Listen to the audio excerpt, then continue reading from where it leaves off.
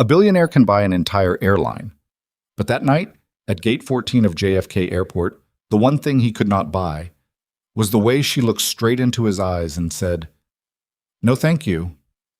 And that single refusal changed everything. This is the story of a man who had everything the world could offer, except the one thing he actually needed, and a woman who had almost nothing, except the kind of courage most people only read about in books. If you're watching this right now, drop your city in the comments below. I want to see how far this story has traveled. Hit that like button, stay until the very end, because I promise you, the moment that broke Damien Ashcroft wide open is not the moment you're expecting. The fluorescent lights inside Terminal 4 had that particular cruelty that only airports seem to manage. Bright enough to see every crack in the plastic seats, harsh enough to drain the color out of every human face passing beneath them. It was 11:40 at night, and the terminal smelled like burnt coffee, luggage rubber, and the specific kind of exhaustion that settles into a person's bones when they've been awake too long and haven't eaten enough. Damien Ashcroft stood near the floor-to-ceiling windows overlooking the tarmac, a phone pressed to his ear, watching a cargo plane taxi slowly through the dark. He wasn't supposed to be here. He was supposed to be in a black car somewhere on the Van Wyck Expressway, heading back to Manhattan, back to his penthouse on the 53rd floor, back to the 57 unread emails that his assistant had already flagged as urgent. He was supposed to have been on the 7:15 to London, a board meeting, a merger negotiation with 3 hospital systems in the UK that had been 18 months in the making. Instead, he was standing in an airport terminal at midnight because his daughter had called him crying. Not the dramatic kind of crying, not the screaming, inconsolable kind, the quiet kind, which was always worse. Lily had called from her boarding school in Connecticut, 7 years old and already too proud to ask for things directly, and she'd said she had a stomachache and she just wanted to hear his voice. That was all. Just his voice. And Damien had stood in the jetway with his briefcase in his hand and his boarding pass already scanned, and he had walked back off the plane. His assistant Marcus had not even tried to argue. He'd seen it coming before Damien had. So now Damien was standing in Terminal 4 with no immediate flight, no particular urgency, and a large black coffee growing cold in his left hand while he listened to Marcus run through tomorrow's rescheduled itinerary on the phone. Outside, a light rain had started against the windows. The reflections blurred. "Push the London meeting to Thursday," Damien said, "and call Dr. Reeves at Lily's school. Tell her I want a full update on the stomach thing by 8 a.m. Not a message, a call." "Already done," Marcus said. "The car is downstairs whenever you're ready." Damien didn't answer right away. He was watching something across the terminal. There was a woman sitting against the far wall between a closed Hudson News and a darkened gate counter. She sat very still in the way that people sit when they are trying not to take up too much space in the world. Her coat, a dark navy thing that was a full season too thin for late November, was folded neatly across her lap. A single carry-on bag sat between her feet, both hands wrapped around the handles like she was afraid someone might take it while she wasn't paying attention. She wasn't on a phone, she wasn't reading anything. She was simply sitting there, looking straight ahead at nothing in particular, with the expression of someone who has absorbed a very bad piece of news and is now deciding, quietly and privately, what to do next. "Damien?" Marcus said. "Yeah, I'll call you back." He hung up before Marcus could respond. En poste. Hannah Pierce had known the day was going to be difficult the moment she woke up that morning in her apartment in Delwood, Ohio. A town of 11,000 people positioned almost perfectly between nowhere and nowhere else. The apartment was actually the second floor of a house owned by her landlady, Mrs. Kwan, who kept the thermostat at 62 degrees from October through March because, as she frequently explained, she had grown up without central heating and had therefore developed a philosophical opposition to it. Hannah had set her alarm for 4:15. She'd ironed her one good blazer the night before and hung it on the back of the bathroom door so the steam from her shower would smooth out the crease near the left pocket that the iron never quite reached. She'd printed 3 copies of her resume, her portfolio, and her reference letters. She'd confirmed her flight twice. She'd looked up the address of the Meridian Health Foundation offices in Los Angeles so many times that she had the cross streets memorized. The flight to LA out of Columbus at 6:50 a.m. was supposed to connect through JFK with a 2-hour layover and land in Los Angeles at 12:30 in the afternoon. Her interview was at 3 o'clock. She'd built in enough time to take the subway from LAX, change clothes in a coffee shop bathroom if she had to, and still walk into that building looking like someone who belonged there. She did not account for the mechanical delay in Columbus that held the plane on the ground for an hour and 40 minutes. She did not account for missing her connection at JFK by 11 minutes. And she certainly did not account for standing at the rebooking counter while a gate agent named Derek, who had the particular energy of someone whose patience had been surgically removed sometime around his third year on the job, explained to her that the next available seat on any flight to Los Angeles was tomorrow morning at 6:45 a.m., and that while he was very sorry for the inconvenience, the airline was not responsible for missed connections resulting from mechanical delays on partner carriers, and therefore no hotel voucher would be issued and no meal voucher would be issued, and the best he could do was confirm her on the morning flight at no additional charge. "So you're telling me," Hannah said slowly, "that I'm going to be here until 6:45 in the morning. That's correct? Because your plane had a mechanical problem." "A partner carrier plane," Derek said, with the specific precision of someone who had rehearsed this particular distinction. Hannah looked at him for a long moment. Then she said, "Okay," picked up her bag, and walked away. She did not yell. She did not cry. She did not ask to speak to a manager, though she had the right to, and though she could feel the hard edge of that right pressing against the inside of her chest, like something she was deliberately choosing not to reach for. She walked to the far wall of the terminal, sat down on the plastic seat, folded her coat across her lap because the air conditioning was running for reasons that made no sense in November, and she sat very still and thought about what she was going to do. The interview was at 3 p.m. Pacific time tomorrow if she caught the 6:45. She would land in LA at 10:15. She had the address. She had her blazer. She could make it work. What she could not make work was the $214 in her checking account, which needed to cover the cost of food and a ride share to the interview location in Los Angeles, and which would not stretch to cover a hotel room in New York City for 6 hours, not even a bad one. She'd slept in airports before. It wasn't the worst thing. She pulled out her phone and called her sister back in Delwood. "Hey," she said when Renee picked up. "I'm not going to make tonight. I missed my connection." She paused. "No, I'm fine. I'm just going to stay in the terminal. The morning flight's confirmed." Another pause, longer this time. "Renee, I'm not borrowing $300. I'm fine."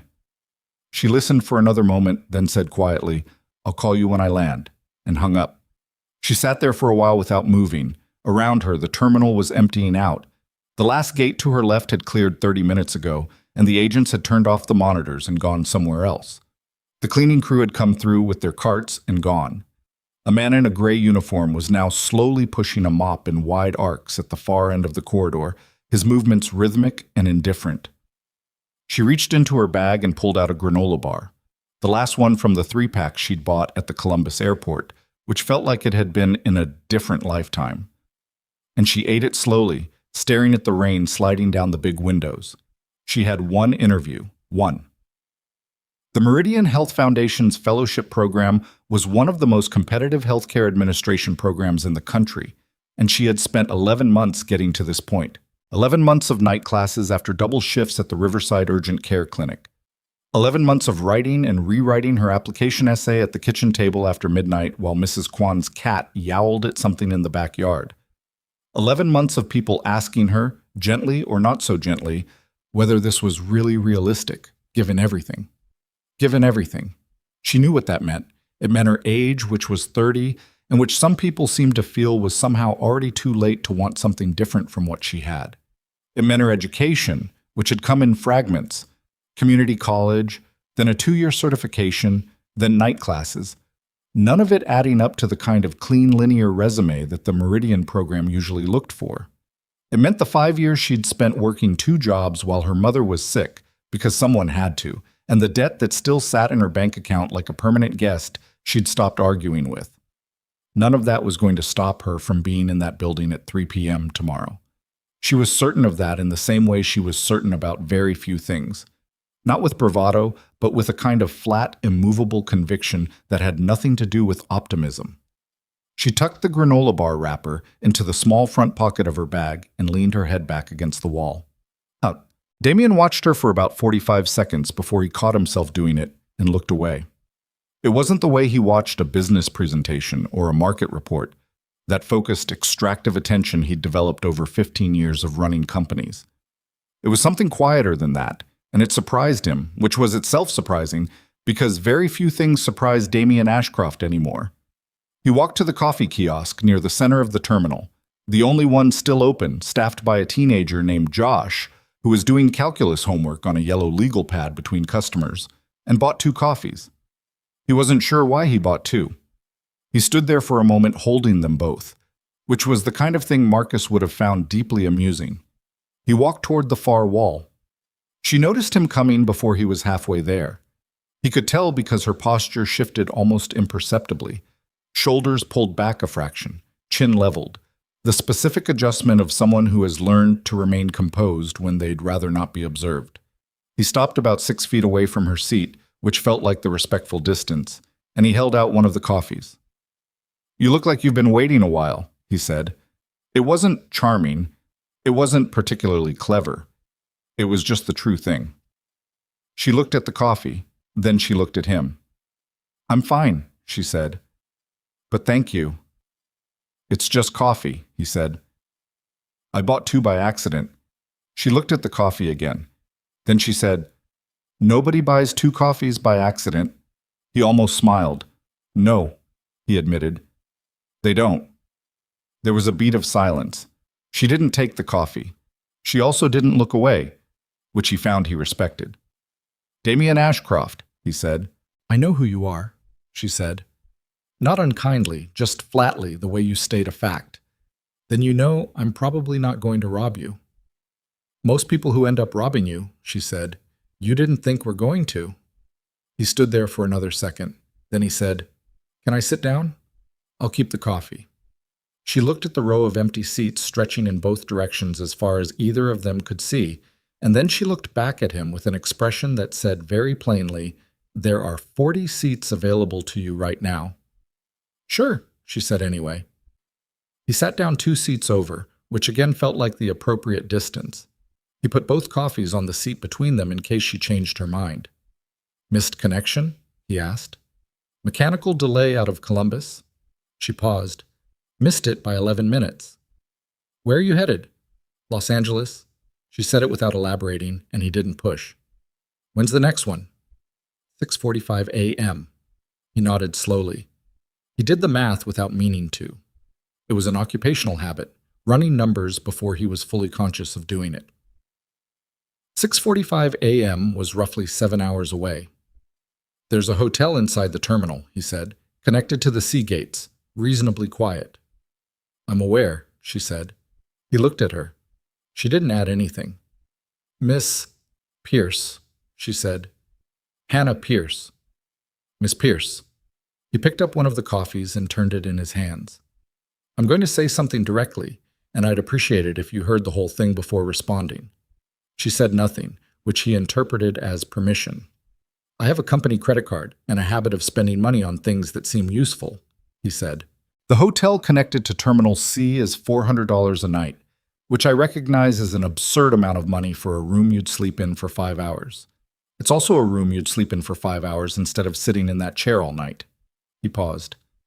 "I'm not saying this because I feel sorry for you. I'm saying it because it seems like an obvious problem with an obvious solution that happens to cost me nothing I would notice." Hannah looked at him steadily for a long moment. "You don't know me," she said. "No." "You don't know why I'm going to Los Angeles." "No." "You don't know anything about me except that I'm sitting in an airport at midnight and I didn't take your coffee." "That's correct," he said. "Then why?" He thought about it. Not the way people think about things when they're constructing an answer, but the way they think when they're trying to locate the honest version of something. "Because you looked like you were handling something hard," he finally said, "and you were doing it quietly.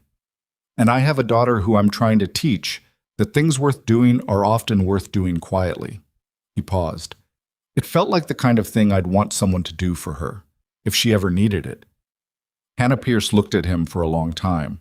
The kind of look that takes a person apart one layer at a time, politely but thoroughly. "That's actually a decent answer," she said. Thank you. I'm still not taking the hotel room. Okay, he said. She looked slightly surprised that he didn't argue. He picked up his coffee and drank it. They sat in silence for a while. Not the uncomfortable kind. The kind that happens between two people who have each decided, independently, that the other one is probably not dangerous. Why are you still here? She asked eventually. You don't have a flight. No. Your car's downstairs? He glanced at her. Marcus told you that? Nobody told me anything. You've been on your phone, you obviously didn't come in from outside because you don't have luggage, and you're wearing a suit at midnight that doesn't have a single wrinkle in it, which means you haven't been sitting anywhere. You were walking around. She paused. And you just said Marcus, so I'm assuming that's your assistant and not your invisible friend. He set down his coffee. You're observant. I work in a clinic, she said. I work at a clinic. You learn to notice things fast. What kind of clinic? She hesitated. The small hesitation of someone deciding how much to give away. Urgent care, and before that, home care. I've done a lot of different things. But you're going to Los Angeles for something specific. Yes. He waited. She didn't elaborate. Fair enough, he said. The rain against the windows had gotten heavier. Somewhere down the terminal, a janitor's cartwheel squeaked rhythmically against the tile floor. A gate agent at the far end was shutting down a monitor, the screen going dark with a soft click. Your daughter, Hannah said after a while. That's why you got off the plane. He looked at her. You said you were supposed to be somewhere tonight, she said, and you mentioned a daughter, and you said you were trying to teach her things. She paused. People don't talk about what they're teaching their kids unless their kids are on their mind, and people don't mention their kids in passing like that unless something just happened. He was quiet for a moment. She called me from school. She had a stomachache. How old? 7. Hannah nodded slowly. She didn't say anything for a moment, and then she said, My mom used to say that a stomachache in a kid is almost never just a stomachache. She was right. Was? She passed 4 years ago. Hannah nodded, and this time the nod had something different in it. A recognition that wasn't sympathy exactly, but something older than sympathy. Mine too, she said. 2 years ago. He didn't say he was sorry. She'd heard that enough. Instead, he just said, It changes things. Yes, she said. It does. They sat with that for a moment. Lily, he said. My daughter's name is Lily. That's a good name. Her mother chose it. He said it without drama, just the flat fact of it. She died when Lily was 14 months old. Aneurysm, no warning. Hannah turned to look at him directly. He was staring at the rain on the windows, his coffee held loosely in both hands, his expression doing the thing that faces do when someone is saying something true that they don't say often. I'm sorry, she said.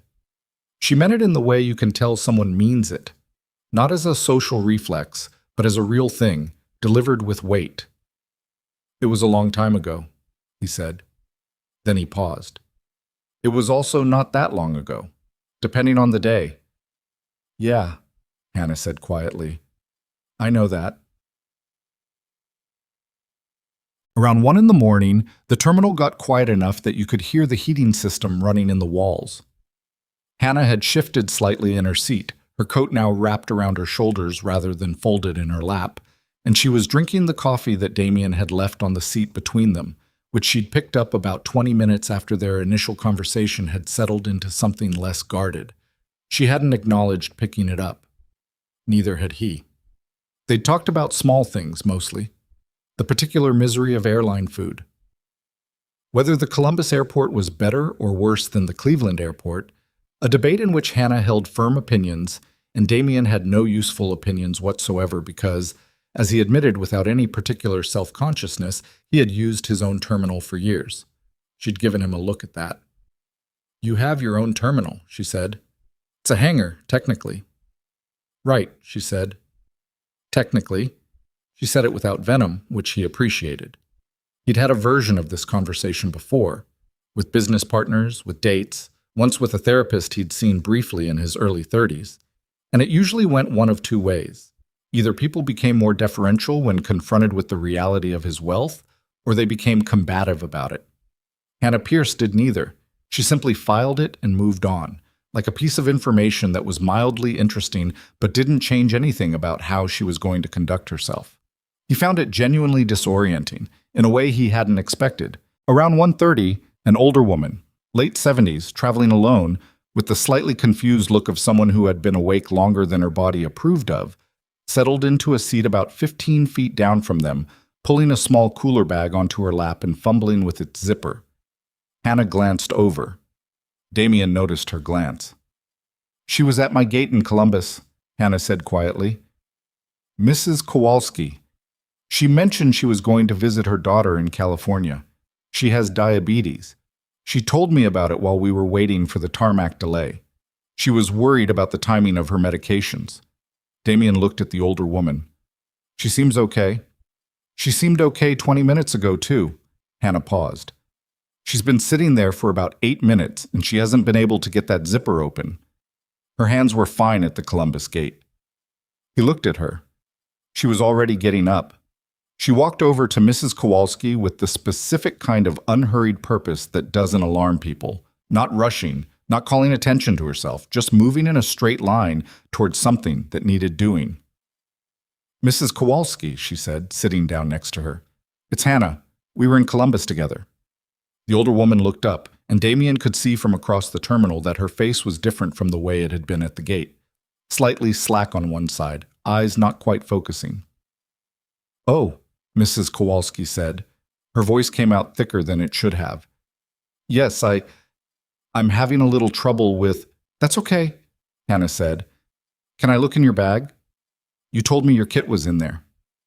"My kit, yes. I can't seem to—" Hannah had the zipper open in 2 seconds. She was already pulling out the glucometer with one hand, while her other hand found the woman's wrist, not dramatically, just found it. The way you reach for something you know exactly where it is. "When did you eat last?" Hannah asked, her voice completely level. "I had on the plane from the pretzels, I think. Hours ago. I'm sorry. I can't—" "You don't need to be sorry," Hannah said. "Hold still for just a second." The finger prick, the small bead of blood, the glucometer reading. Hannah looked at the number, and Damien watched her face do something controlled and fast, a recalibration, a decision being made without visible deliberation. "Okay," she said to Mrs. Kowalski. "You're very low right now. Do you have glucose tablets in here?" In the small pocket. "Got them." She had the bottle open. "I need you to chew 3 of these for me, slowly. Can you do that?" "Is something wrong with me?" "You're going to be completely fine," Hannah said. "I just need you to eat these and sit still for a few minutes. I'm going to stay right here." Damien had already crossed the terminal. He crouched down on the other side of Mrs. Kowalski without being asked. "Should I call for medical?" he said quietly to Hannah. She considered it for exactly 2 seconds. He could see her thinking, not panicking, thinking. "Get the gate agent to call the airport medical team, not an emergency call. A request for a paramedic on standby. Do you understand the difference?" "Yes," he said. "I need them here, but I don't want her frightened more than she already is. Can you manage that?" He stood up and walked to the nearest agent station with his phone already out, and within 3 minutes he had a paramedic on the way. Quiet, no announcement, no drama, a favor called in to someone he knew in airport operations who answered on the second ring. When he came back, Mrs. Kowalski was sitting up straighter. Color was returning to her face in visible increments, like a tide coming in. Hannah was holding her hand and talking to her about her daughter in California, asking her name, asking what she did for work, asking about grandchildren. And Damien understood immediately that this was not small talk. She was testing orientation. She was keeping the woman engaged and calm while simultaneously monitoring her recovery. And she was doing it so naturally that Mrs. Kowalski clearly had no idea she was being assessed. "You have a lovely family," Hannah was saying when Damien sat back down across from them. "Your daughter sounds like a real character." "Oh, she is," Mrs. Kowalski said, and her voice was fully her own again, the slur gone, the eyes clear. "She's going to lecture me about this, you know. She tells me I never eat enough on travel days. She's right, Hannah said. From now on, set an alarm on your phone every 4 hours. It doesn't matter if you don't feel hungry. You sound like a doctor. Hannah smiled, and it was the first time Damien had seen her smile, really. It was a little crooked, and it reached her eyes, and there was something exhausted and genuine in it that had nothing to do with performance. Not a doctor, she said, just someone who's taking care of a lot of people.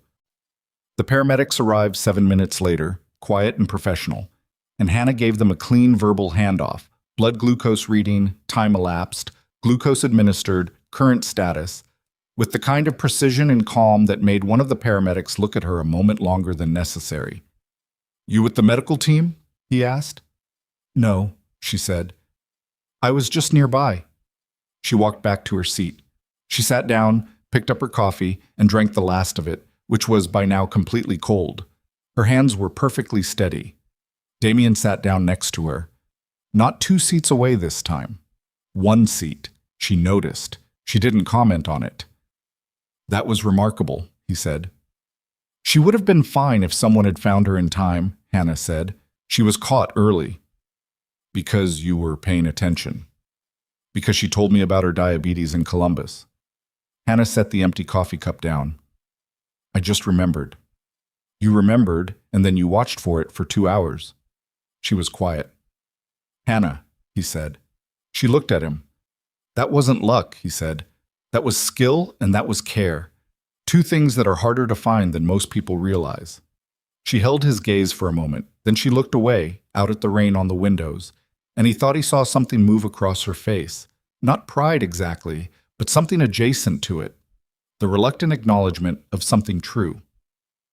Her numbers will need monitoring for the next few hours, Hannah said. The paramedics have her. She'll be okay. I know. A long silence opened up between them, but this one was different from the earlier ones. It was warmer. Something had shifted in the air between them, some arrangement of molecules reorganized by what had just happened, and they were both sitting in it without quite knowing what to call it. The interview, Damien said, in Los Angeles. She looked at him. What is it for? He asked. She was quiet for a moment. Then she said, Meridian Health Foundation. Administrative Fellowship. It's a 2-year program. I know Meridian, he said. It came out neutral, just information. He did not say that 2 of Ashcroft Medical Group's hospital partnerships had overlapping interests with the Meridian Foundation. He did not say that he'd met their board chair twice. He just said he knew them. She heard the rest of it anyway, because she was Hannah Pierce, and she was apparently constitutionally incapable of missing subtext. I got there on my own, she said. It wasn't defensive, it was clear. I can see that, he said. I just want to make sure that's understood.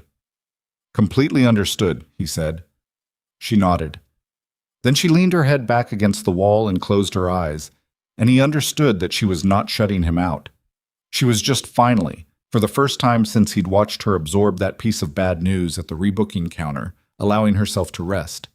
He sat beside her in the harsh fluorescent light of a nearly empty terminal, rain running down the windows in long, crooked lines, and a woman he'd met 2 hours ago breathing slowly and steadily next to him, and he thought about Lily, asleep in her dormitory bed in Connecticut, her stomachache probably faded by now, her hand tucked under her cheek the way she'd slept since she was a baby. He thought about what his daughter was going to be like at 30, what the world was going to ask of her, whether it was going to be kind or unkind, and whether he was teaching her the right things to handle either one. He looked at Hannah Pierce, asleep in an airport chair with her coat wrapped around her shoulders and her carry-on bag still tucked between her feet, handle still in her hand. He thought, I hope it makes her someone like this. And then, because he was Damien Ashcroft and he was practical above most other things, he pulled out his phone, opened the airline app, and quietly purchased 2 first-class seats on the 6:45 a.m. flight to Los Angeles. He wasn't sure yet how he was going to offer her the second one without her refusing it. He figured he had about 5 hours to work that out. She woke up before he did. That wasn't entirely accurate. Damien hadn't slept at all. He'd sat beside her in the thin airport silence, phone face down on his knee, watching the rain on the windows gradually ease into a fine mist, and then into nothing, and then into the particular gray that precedes dawn in the northeast, that colorless hour where the sky can't quite commit to being light yet. Around 4 a.m., he'd gotten up, gone to the coffee kiosk. Josh, the calculus student, had been replaced by an older woman named Deb, who moved with the unhurried competence of someone 3 hours into a shift. And he'd come back with 2 more coffees and a paper bag of food that the kiosk shouldn't technically have been selling at that hour, but apparently did anyway. When he came back, Hannah was already awake. She was sitting straight, both hands on her bag handles, hair slightly flattened on one side from leaning against the wall. She looked at him, then at the coffees, then back at him. "You were gone," she said. Not accusatory, just noting it. "Coffee run." He held one out. This time she took it immediately. He considered that a meaningful development. "What time is it?" she asked. 4:12. She nodded, running some internal calculation. The flight was at 6:45. Boarding would begin around 6:15. She had roughly 2 hours, which was enough time to find a bathroom, change her shirt. He'd noticed the small travel bag tucked into the side pocket of her carry-on and suspected she had a backup, and still sit with a cup of coffee before they called her row. He held out the paper bag. "They had some kind of breakfast sandwich thing. I didn't know what you'd want, so I got 2 different ones." She looked at the bag. She looked at him. "You keep buying things in twos," she said. "It's a problem," he agreed. She reached in and took one without making it a bigger moment than it was, and he was grateful for that. He'd been around enough people who turned every gesture into a transaction, either an obligation incurred or a point scored, that Hannah's straightforward acceptance felt almost startling. She took the sandwich because she was hungry, and it was there. That was all. They ate without talking for a few minutes. Down the terminal, Mrs. Kowalski was still with the paramedic team, sitting up now, drinking something from a small cup, laughing at something one of them had said. Her color was good. She looked like herself. Hannah watched her for a moment. "She's okay," she said, mostly to herself. "Because of you." Hannah shook her head slightly, the gesture of someone deflecting a compliment they don't know how to hold. "Because she had her kit and her glucose tablets, and she wasn't alone." She paused. "That's the thing people don't understand about medical emergencies. Half the time it's not about expertise. It's just about someone being there and not panicking." "Most people panic," Damien said. "Most people haven't had enough practice." He looked at her. There was something in how she said it, flat and factual, no self-pity, that made him want to ask what had given her that kind of practice. He didn't ask. She'd tell him, or she wouldn't, and either was fine. They finished their food. Hannah crumpled the wrapper and tucked it neatly into the bag, then stood and stretched, one hand pressed briefly to the small of her back. "I'm going to find a bathroom," she said. "Change, freshen up."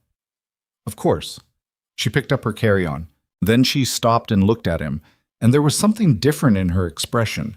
Not soft exactly, but open in a way that it hadn't been at the beginning of the night. "Damien," she said. "Yeah. Thank you for the coffee and the food, and—" She made a small gesture that seemed to indicate the entire previous several hours. "For just sitting here." He looked at her steadily. "You would have been fine without me." "I know," she said. "That's not the point." She walked toward the restrooms. He watched her go. Then he pulled out his phone and opened his email and stared at it for approximately 45 seconds without reading any of it, then put it back in his pocket.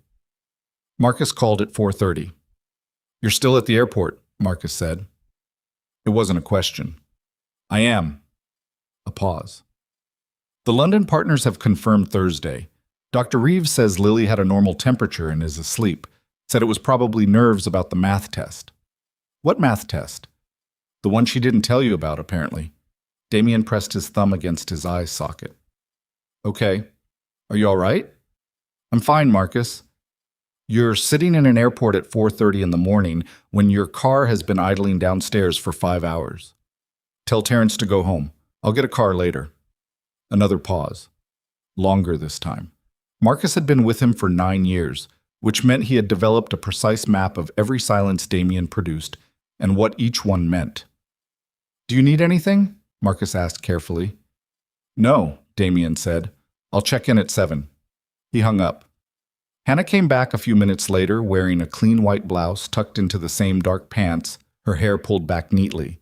The navy coat folded over her arm. She looked, against all reasonable expectations for someone who had spent the night in an airport, like a person who was completely ready for whatever came next.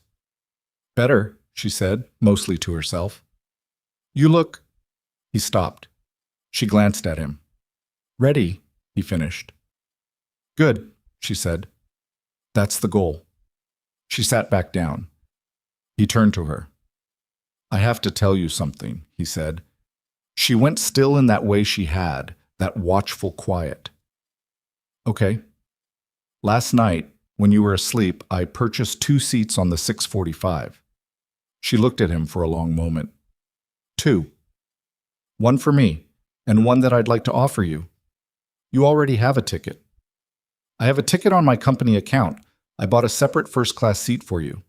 She was quiet for a moment that went on a beat too long. He could see the refusal forming, the way her jaw set slightly and her shoulders came back. "Before you say no," he said, "hear me out. You bought a plane ticket for a stranger in the middle of the night." "I did." That's a lot, Damien. I know it is. I know you don't need it," he said. "You've made that abundantly clear over the past 4 hours. You don't need the hotel room. You don't need the food. You don't need any of it." He paused. "I'm not offering because I think you need saving.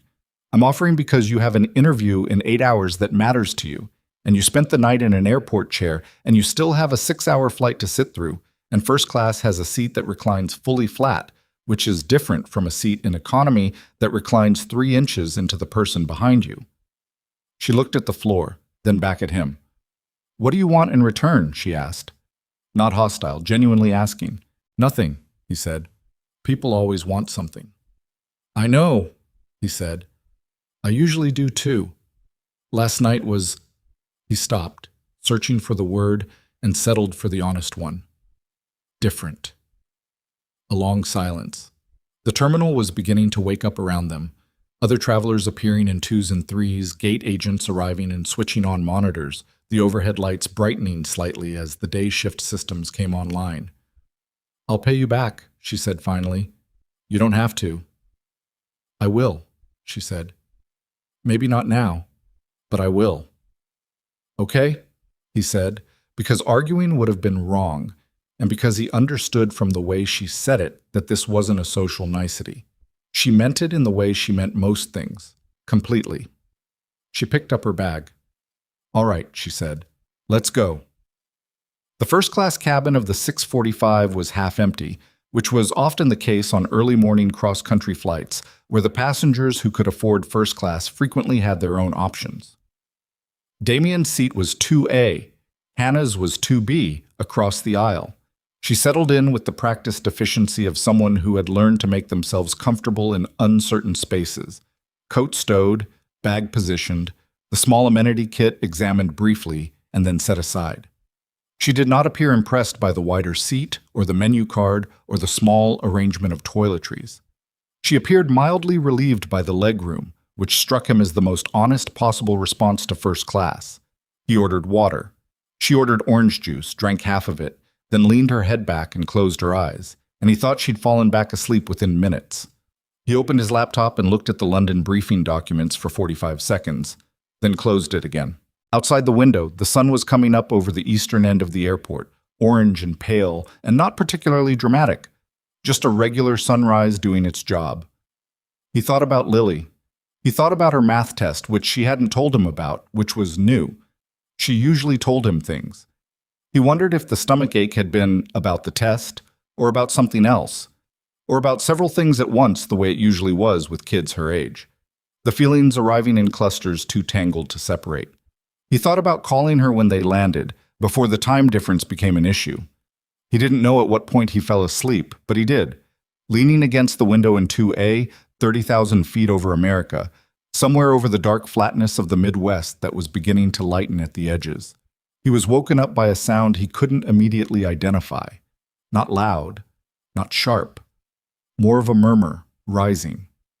He opened his eyes, and the cabin was darker than it should have been, and it took him a second to understand that they were flying through weather.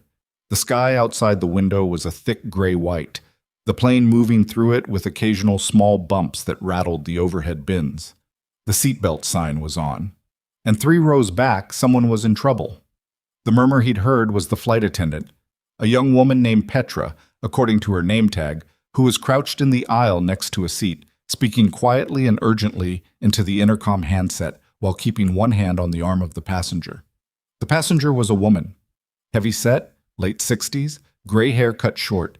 She was leaning forward in her seat with her hands on her thighs, and Damien could see from 3 rows away that her breathing was wrong. Labored. Too deliberate, like someone manually operating a process that was supposed to be automatic. The first-class cabin had 4 other passengers. 1 was asleep with headphones on. 2 were watching the scene with the frozen non-intervention of people hoping someone else would handle it. 1 man in 1A had already gotten halfway out of his seat and then sat back down. Hannah was already moving. She had her seatbelt unclipped and was in the aisle before Damien had fully registered what was happening. She'd had her eyes closed 5 minutes ago. Now she was walking toward the back of the first-class section with the same deliberate, unhurried purpose he'd watched her use with Mrs. Kowalski, and he understood that this was simply how she moved toward trouble. Not running, because running creates panic, but not hesitating either. "I have medical experience," she said to Petra, pulling up short at the row and crouching immediately to eye level with the woman. "Can I help?" Petra, who had the look of someone extremely grateful to have a decision made for her, said, "Yes. Please, I've called for any medical personnel on board, and I have the kit." "Let me see her first." Hannah was already with the woman, 1 hand on her wrist, 1 eye on her face, the same quiet efficiency. "Ma'am, I'm Hannah. Can you hear me okay?" The woman looked at her. Her face was flushed and damp. "Yes," she said, the word coming out shorter than she intended, compressed by the effort of breathing. "Good. Can you describe what you're feeling? Take your time." "Chest," the woman said. "Tight, and my—" She pressed her left arm against her side. "My arm. The left." Hannah didn't visibly react. Her expression didn't change, didn't do the thing faces usually do when someone describes chest pain and left arm pain, which was sharpened into alarm. She just said, "Okay. How long?" "Maybe 20 minutes. I thought it was the turbulence." "Any history of heart problems? High blood pressure, cholesterol, anything like that?" "Blood pressure," the woman said. I take something for it. I can't remember." "That's okay." Hannah looked at Petra. "Get me the kit. I need an aspirin, if you have it, an oxygen mask, and blood pressure cuff, if there's one in there. And find out how far we are from any airport." Petra moved. Damien stood up and came down the aisle. Hannah glanced up at him briefly. 2 hours to LA? She asked. "Roughly," he said. "Maybe a little under." "Is there anyone closer?" "On your phone? Pull up a map." He already had it out. "Phoenix. Maybe 45 minutes with a direct course." "Talk to the flight crew," she said. "Not a suggestion. Tell them we need to divert to Phoenix." "Got it." He walked to the front of the cabin and knocked on the cockpit door, and had a conversation through it that lasted approximately 90 seconds, during which time he used the words "cardiac event," 45 minutes, and "please confirm Phoenix Sky Harbor," and at the end of which the first officer said they would contact their dispatch and begin the diversion protocol. When he came back, Hannah had the woman's left arm resting on the armrest, was monitoring her pulse with 2 fingers, and was talking to her so gently, continuously, the way you talk to someone who is frightened and needs to hear a human voice as much as anything else. "You're doing great," Hannah was saying. "The oxygen is helping. Just keep breathing like that, nice and slow. Don't try to talk unless you need to. I'm right here." The woman's eyes were fixed on Hannah's face with the complete trust of someone who has given themselves over to another person's care, and Damien watched Hannah accept that trust without flinching, without false cheer, without panic, without any performance at all. Just steady, present attention like she'd been doing it her whole life. Because she had been, he was beginning to understand. Not in hospitals, not with the credentialing and the protocol and the institutional structure.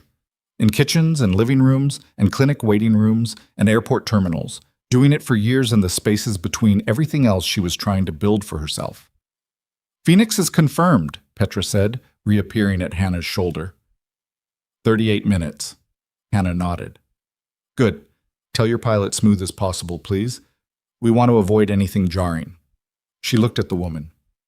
Did you take the aspirin? Yes, the woman said. Her breathing was slightly better. Not good, but better. Okay, that's good. My name is Hannah. What's yours? Dorothy, the woman said. Dorothy, I'm going to stay right here with you until we land, okay? You're going to be fine. It was the second time in 12 hours Damien had heard her say those words to someone who was frightened, and both times she'd said them with the same quality, not reassurance as a comfort measure, but reassurance as a statement of determined intent. I'm going to make sure you are fine. The difference was significant. The plane landed in Phoenix 36 minutes later. Emergency crews were waiting on the tarmac.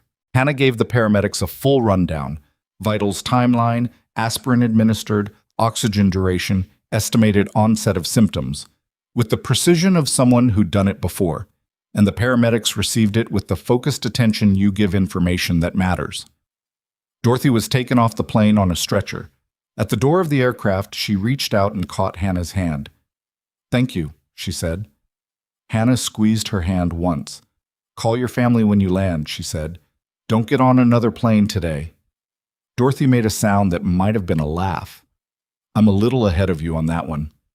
And then she was gone, down the jetway and into the waiting hands of people who would take it from there. And Hannah stood at the aircraft door for a moment, watching, and Damien stood behind her and did not say anything because there was nothing useful to say. The other passengers in the cabin, the ones who had watched the whole thing from their seats, were quiet. The man in 1A, who had half risen from his seat and then sat back down, was looking at his hands. The woman with the headphones had taken them off at some point during the diversion and was looking at Hannah with an expression that Damien recognized as recalibration, the specific adjustment people make when they realize they've been in the presence of something they underestimated. Petra put her hand on Hannah's arm. Can I get you anything? I'm okay, Hannah said. She turned and walked back to her seat, sat down, and looked out the window at the dry Phoenix morning, the flat brown geometry of the airport, the hard blue sky that had none of New York's gray ambiguity. Damien sat back down in 2A. The ground crew was working outside. They'd be back in the air in 40 minutes or so, the captain had said, pending paperwork and a brief mechanical check. He looked across the aisle at Hannah. She was leaning her elbow on the armrest, fingers pressed lightly against her mouth, looking at nothing in particular. You okay? He asked. She was quiet for a moment. I always get a little shaky after, she said. Not during, after. She looked at her hand, which was in fact slightly unsteady. It's stupid. It's adrenaline, he said. I know what it is. She pressed her hand flat against her thigh. I just don't love it. How many times have you done something like that? She considered the question. My mom, she said. 6 years of managing her condition, a lot of near misses. At the clinic, I've seen maybe... She shook her head. I don't keep count. Why not? Because it's not something I want to make a story of, she said simply. It's just what was needed. He looked at her. She was looking out the window still, the sun catching the left side of her face, turning the tiredness there into something else. Not beautiful in the posed sense, but real in a way that was harder to look away from. Hannah, he said. She turned. I want to ask you something, and I want you to know you don't have to answer it. Okay? Why healthcare administration? He said. Not nursing, not medicine, administration. She looked at him for a moment, and something in her expression shifted. Not opening up exactly, but considering how much to give. Because I spent 6 years watching my mother get care that was technically adequate and systematically wrong, she said. The nurses were good. The doctors did what they could, but the system paused. Every appointment scheduled wrong, every referral lost in a fax somewhere, every form filled out 3 times because the systems didn't talk to each other. We spent half our energy just navigating the process instead of focusing on her actual health. She stopped. I know how to take care of people. I've been doing it my whole adult life, but I want to fix the part that breaks before the people get there." He was quiet for a moment. "That's a very precise answer. I've had a long time to think about it. You wrote that in your Meridian application." She looked at him sharply. "You know my application?" "No," he said quickly. "I don't. I'm guessing you wrote that because it's the kind of thing that would make an application stand out. And from what I've seen of you tonight, you write the way you think, which is directly." She relaxed slightly. "Oh." "For the record," he said, "I don't know anyone at Meridian, and I haven't called anyone, and I won't." "I know," she said. "How do you know?" She looked at him with something that was almost amused. "Because if you were the kind of person who made calls, you would have done it already, and you wouldn't be telling me about it now." He said nothing. "And because," she continued, more quietly, "you said you wanted someone to help Lily if she needed it. People who want that for their kids don't undermine other people's kids." Something landed in his chest at that. It was unexpected, and he didn't have a name for it immediately. He sat with it for a moment. "She'd like you," he said. It came out before he decided to say it. Hannah looked at him, a long look. "Tell me about her," she said. He hadn't expected that. He'd expected deflection, or a polite non-engagement, or a subject change, all the things people did when a conversation got too specific. Instead, she was watching him with the same focused, unperforming attention she gave everything else, and he felt himself adjust, straighten slightly, like someone preparing to say a true thing. "She's 7, he said. She's—" He stopped, tried to find the words that weren't just the words a father uses about his daughter, the standard issue adjectives. "She's cautious," he said. "She thinks before she talks, which drives some of the kids at her school crazy because they're at that age where everything comes out before it's finished being thought. But Lily, she'll wait. She'll sit with something for a while, and then she'll say the most accurate thing you've ever heard a child say." Hannah smiled. That same small, crooked smile from earlier. "She sounds exhausting in the best possible way," she said. "That is exactly what she is," Damien said. "Does she know you got off the plane for her?" "No, I told her I missed the flight." Hannah raised an eyebrow. "She'd feel guilty," he said. "She'd spend a week apologizing. She takes responsibility for things that aren't her fault." "That's not a 7-year-old thing," Hannah said. "No," he agreed. "It's not." A quiet landed between them. Outside, the ground crew finished whatever they were doing and moved away from the plane. The engines were beginning their low pre-departure frequency. "My sister's the same way," Hannah said after a moment. "Renee, she's 34, and she still apologizes for things that happened in 2009. She shook her head. "I called her last night when I missed the connection. She offered to send me money. I said no. She apologized for offering." "What did you say?" "I told her to stop apologizing and go to sleep." She paused. "She didn't sleep.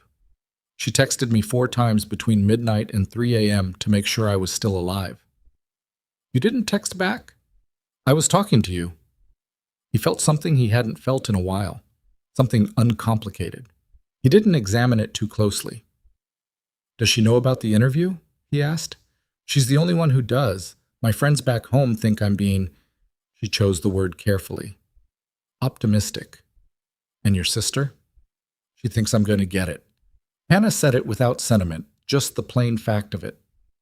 "She's been telling me that for 11 months. Every time I wanted to quit the night classes, every time I looked at the application requirements and thought I was wasting my time." She stopped. She just kept saying, "You're going to get it." "Are you?" She looked at him. Then she smiled, and this time it was different from the other smiles.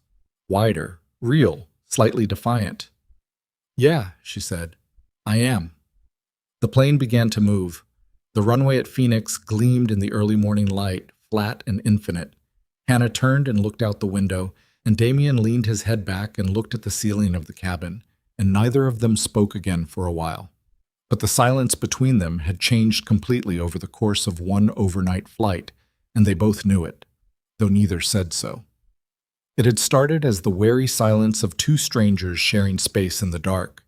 Now it was something closer to the silence of two people who have seen each other during something real and found that what they saw was worth sitting with. When the wheels left the ground and the plane angled up into the clean Arizona sky, Hannah reached across the aisle without looking at him and briefly touched his arm. Just her fingertips, just for a second, the way you touch something to confirm it's solid. Then she pulled her hand back and looked out the window and didn't say anything at all. Neither did he. But something had crossed the distance between them, and it wasn't going back. They landed in Los Angeles at 11:52 in the morning, which gave Hannah just over 3 hours. She knew the math before the wheels touched down. She'd been running it quietly in the back of her mind for the last hour of the flight, the way she ran most things. Not anxiously, but with the practical focus of someone who has learned that anxiety wastes time that planning could use. Rideshare from LAX to the Meridian Foundation offices in Westwood, 25 minutes in light traffic, 40 in heavy. It was Tuesday, nearly noon. Traffic would be somewhere in between. She needed to change her blouse. The white one she'd put on at JFK was fine, but she'd had it on since 4 in the morning, and it showed in small ways that she noticed even if no one else would. She had a backup in her carry-on, charcoal gray, which was better anyway. More serious. The blazer was clean. Her portfolio was in order. She had printed copies of everything she needed and one digital backup on a flash drive that lived in the inside pocket of her bag. She had thought of everything she could think of. That was all she could do. Damien's car was waiting at the curb when they came out of the terminal, a black SUV with a driver who stepped out when he saw Damien and opened the rear door without being asked. Damien had called ahead from the plane, which Hannah had overheard and not commented on because it wasn't her business. "Where are you staying?" Damien asked as they came through the automatic doors into the warm California air. It was November in LA, which meant it was 68 degrees and slightly overcast, the kind of weather that would have been considered a pleasant summer day in Ohio. "I have a reservation," she said. "A place near Westwood. Budget hotel. I'm at the Langham in Pasadena." He said it as information, not invitation. "My driver can take you wherever you need." She started to say no, which was her default, and then she stopped herself because the rideshare was going to take 15 minutes to arrive and another 40 to get there, and she had 3 hours and the math was already tight. "Westwood," she said to the driver. "Please." The driver, whose name was apparently Terrence and who had been with Damien long enough to show no reaction whatsoever to any arrangement, simply said, "Of course," and held the door. They rode in the back together with 1.5 feet of seat between them, the LA sprawl opening up around them as they cleared the airport, the flat grids of Inglewood, the freeway interchange that looked from above like someone had dropped a plate of spaghetti, the palm trees that always seemed slightly unconvincing to people from the Midwest no matter how many times they saw them. Hannah was looking out the window. Damien was looking at his phone with the focused non-presence of someone who was technically handling business but only at partial capacity. "Thank you," she said. "For the car." "Of course." "I mean it. I know I keep saying that, but—" She stopped. "I'm not good at accepting help." "I noticed," he said without looking up from his phone. "Is that a criticism?" He looked up then. "No," he said. "I understand it." She looked at him. "I spent about 6 years after Lily's mother died not accepting anything from anyone," he said. "Not help, not grief counseling, not offers from people who genuinely wanted to be useful. I thought I was being strong." He paused. "I was being difficult." "What changed?" Lily turned 4 and started asking why Daddy never needed anything. He said it simply. "Kids are not subtle." Hannah turned back to the window. "My mother asked me the same thing, not in those words." She watched a gas station go by, a row of fast food places, a billboard advertising a law firm. She said, a week before she died, she said, "Hannah, I'm worried you're going to spend your whole life being so capable that nobody ever tries to take care of you." The car was quiet for a moment. Outside, the freeway moved around them in its indifferent way. "Smart woman," Damien said. She was. Hannah folded her hands in her lap. "I'm working on it." He nodded. He didn't push it, which was the right call. They reached the hotel, a clean, functional place on a side street in Westwood. The kind of establishment that priced itself for traveling academics and people visiting the university nearby. Not bad. Not good. Just adequate in the specific way that adequate things are. Terrence pulled up to the entrance. Hannah opened the door herself before he could come around. "Good luck today," Damien said. She paused with one foot on the pavement, looked back at him. "I have one ask," he said. "Not a favor. Just tell me how it goes." She looked at him for a moment, then she said, "Okay," and stepped out, and the door closed behind her. She stood on the sidewalk and watched the black SUV pull into traffic and disappear around the corner. Then she turned and walked into the hotel with her carry-on rolling behind her, her shoulders back, her mind already 3 hours ahead. The lobby of the Meridian Health Foundation occupied the first 2 floors of a glass building on Wilshire Boulevard, and from the outside it looked exactly the way it looked in the photographs Hannah had studied on her laptop in her apartment in Delwood. Purposeful, expensive, in an institutional rather than a flashy way. The kind of building that communicated very clearly that the people inside took themselves seriously. She arrived at 2:40, which was 20 minutes early, which was exactly right. The receptionist was a young man with rimless glasses who handed her a visitor badge and asked her to have a seat, and she sat in a chair in the waiting area and did not take out her phone and did not review her notes, because she had reviewed her notes on the plane and on the drive over, and reviewing them again now would not add anything except anxiety. Instead, she watched the building, the way people moved through the lobby, the way the staff interacted, quick and purposeful, nobody drifting, no excess motion. She watched a woman in a gray blazer walk through carrying a folder with the specific authority of someone who knew exactly where she was going, and Hannah thought, that is what this place produces. People who know where they're going. She wanted to be one of them, not for the blazer, not for the folder, for the thing underneath it. The ability to walk through a room like your presence there is not provisional. At 2:58, a woman came to collect her. Her name was Carol Huang, and she was the program coordinator for the fellowship, and she had the brisk warmth of someone who has conducted enough of these to know how to set people at ease without wasting their time. She shook Hannah's hand firmly and led her down a corridor and through a glass door and into a conference room where 3 people were seated around one end of an oval table. Hannah took them in quickly.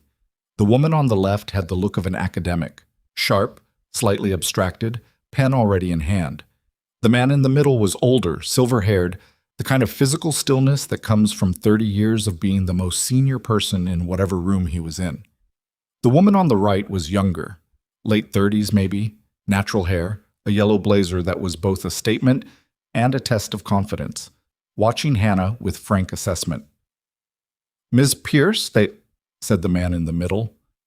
"I'm Richard Okafor, Executive Director of the Foundation. This is Dr. Ellen Strauss, our Director of Program Development, and Janelle Morris, our current Senior Fellow." He gestured to the seat across from them. "Please sit down." She sat. "We appreciate you making the trip," Carol said from the doorway, and then closed the door and left them. "We understand you had some travel difficulties getting here," Okafor said. Not unkindly, but not softened either. Just a fact being named. "I did," Hannah said. "I'm here." Janelle Morris, the one in the yellow blazer, made a small sound that might have been approval. "We have your application materials," Dr. Strauss said, looking at her folder. "Your essay was strong. Your references are solid. Your clinical background is unusual for this program. Most of our candidates come from hospital administration or health policy tracks." She looked up. "Tell us why that's an asset rather than a gap." Hannah had prepared for this question. She had prepared for every question she could anticipate, which was most of them. But she had also decided on the plane, somewhere over Arizona, watching Dorothy breathe carefully into an oxygen mask, that she was going to answer every question in this room as directly as she possibly could, without performance and without hedge. Because the gap between what administrators plan and what patients actually experience is built by people who have never stood on the patient's side of it, she said. "I have, for 6 years as a caregiver, and for the last 4 years inside a clinical setting at the ground level.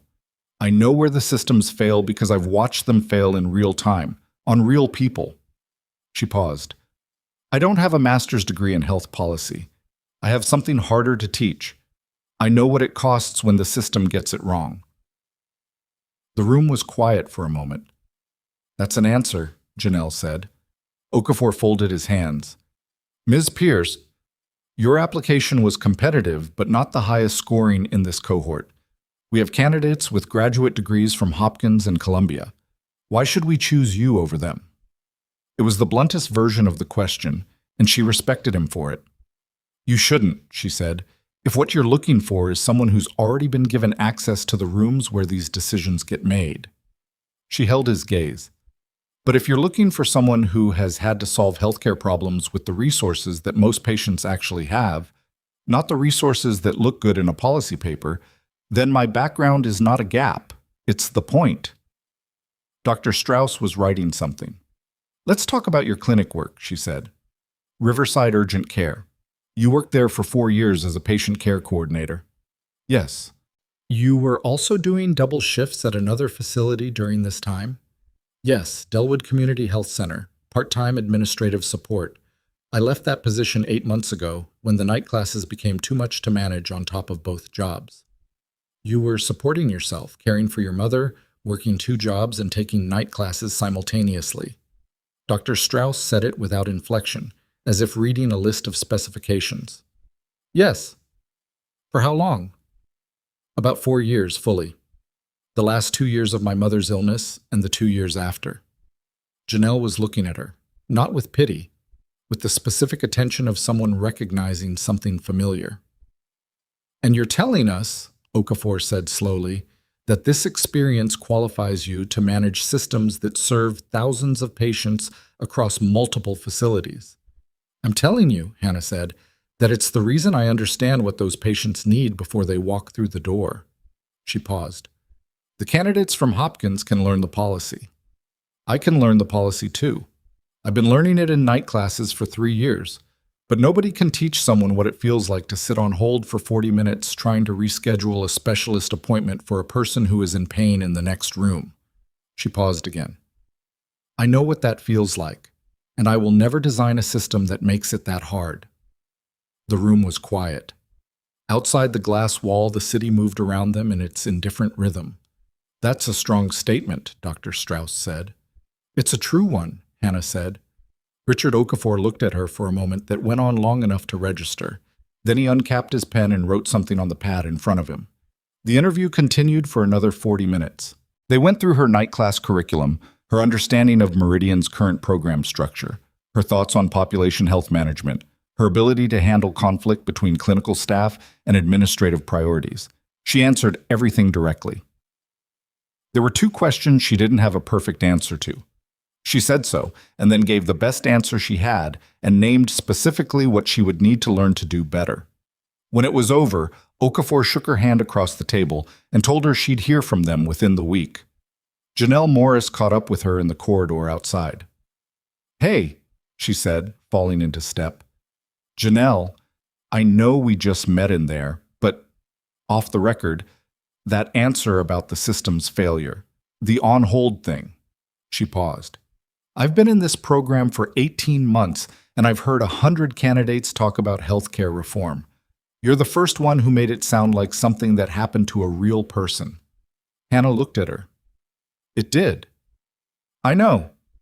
Janelle stopped at the elevator. "Good luck." Hannah rode the elevator down alone. She stood in the lobby for a moment, visitor badge still clipped to her blazer, the afternoon light coming through the glass front of the building at a long angle. She pulled out her phone and texted Renee. "Done. Went well, I think. We'll call tonight." Renee replied in 11 seconds. "I knew it. Call me the second you're free." Hannah almost smiled. She took off the visitor badge, tucked it into her bag, old clinic habit, never leave your ID just floating around, and walked out into the afternoon. She was standing on the sidewalk, trying to decide whether to call the rideshare back or find somewhere to sit down for a few minutes when her phone rang. Unknown number, Los Angeles area code. She answered. "Ms. Pierce, this is Richard Okafor." She went very still. "Mr. Okafor." "I don't normally do this," he said. "We have a process and we follow it, and I'll still follow it formally. But I wanted to call you personally because in 22 years running fellowship programs, I don't think I've had a candidate answer the question about the competitor candidates the way you did this afternoon. A pause. I wanted you to know that you should expect to hear from us very early next week, and that the conversation you should prepare for is not a rejection conversation. Hannah stood on the sidewalk in Los Angeles and breathed very carefully. Thank you, she said. Her voice came out steady, which was an achievement. Enjoy the rest of your day, Okafor said. And Ms. Pierce, safe travels. He hung up. She stood there for another moment. A bus went by. A couple walked past, arguing about something. A pigeon landed on the sidewalk 3 feet away and looked at her with the blank evaluative stare of pigeons everywhere. She called Renee. I think I got it, she said. Renee's response was not a sound that could be reproduced in any responsible way. It lasted approximately 8 seconds and involved her name being said at a volume suggesting the news had been received in a football stadium rather than a kitchen in Delwood, Ohio.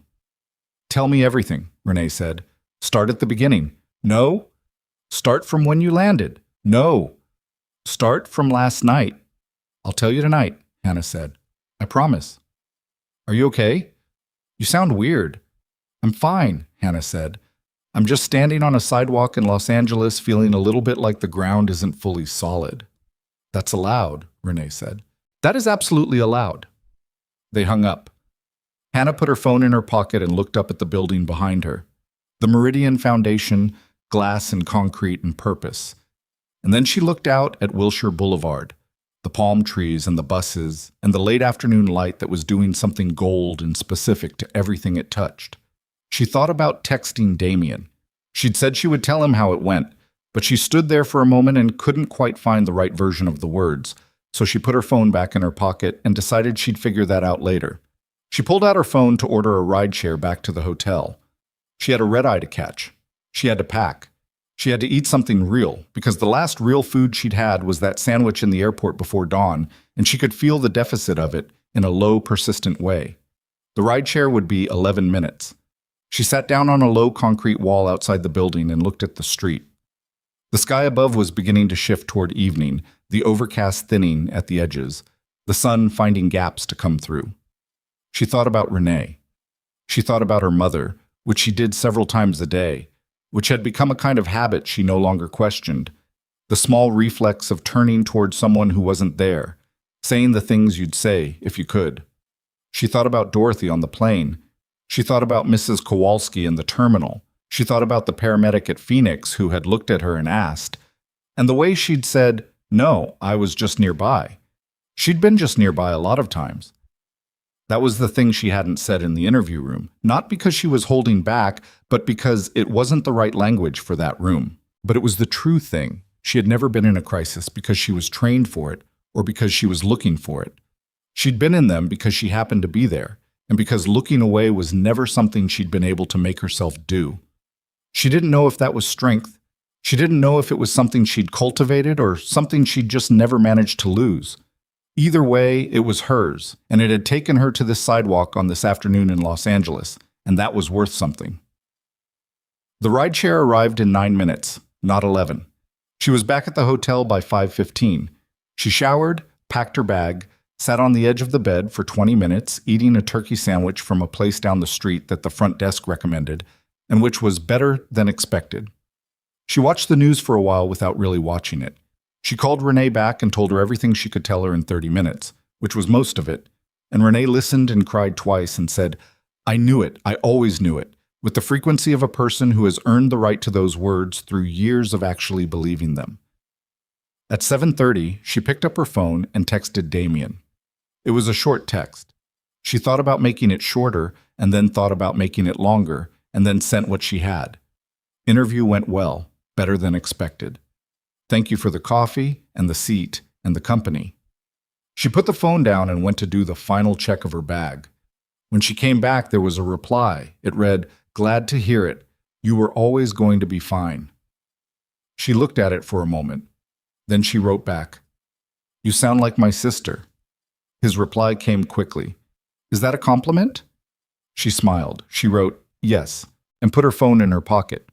She was on her way downstairs, carry-on rolling behind her, when the notification came through. She almost missed it.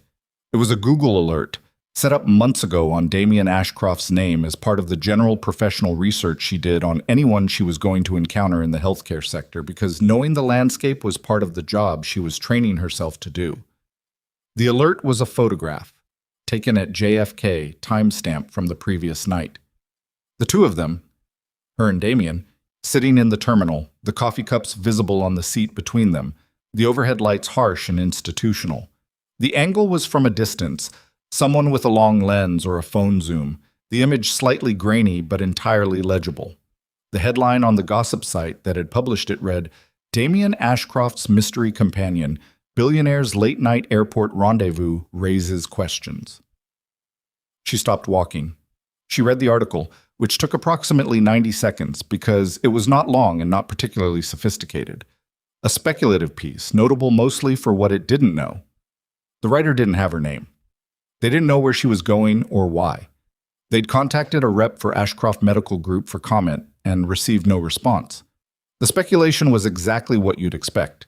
Mystery woman, private flight, timing. None of it was accurate. All of it was visible. She stood in the hotel lobby with her carry-on beside her and thought about it with a specific focus that had nothing to do with embarrassment or panic. She thought about what it meant for her interview. She thought about what it meant for Meridian. She thought about what it looked like from the outside, for someone who didn't know what had actually happened. And she thought about what it would look like if someone connected the dots and called Meridian and suggested that the woman they just interviewed had traveled to Los Angeles courtesy of a billionaire with interests in the healthcare sector. She texted Damien, "Have you seen the photo?" He responded in under 2 minutes. "Yes. Marcus flagged it an hour ago. I'm sorry, Hannah. I should have anticipated this." She wrote back, "Did you know someone was taking it?" His reply, "No. These things happen near airports. I should have been more careful about where we sat." She looked at the text for a moment. Then she wrote, "It's not your fault, but I need to make sure it doesn't affect my interview." He wrote, "What do you need?" She thought about that. She thought about what Richard Okafor's voice had sounded like on the phone this afternoon. Measured, direct, careful. She thought about what it would look like if Meridian saw this photo before they made their decision and had questions and nobody addressed it. She wrote, "Nothing yet. Let me think."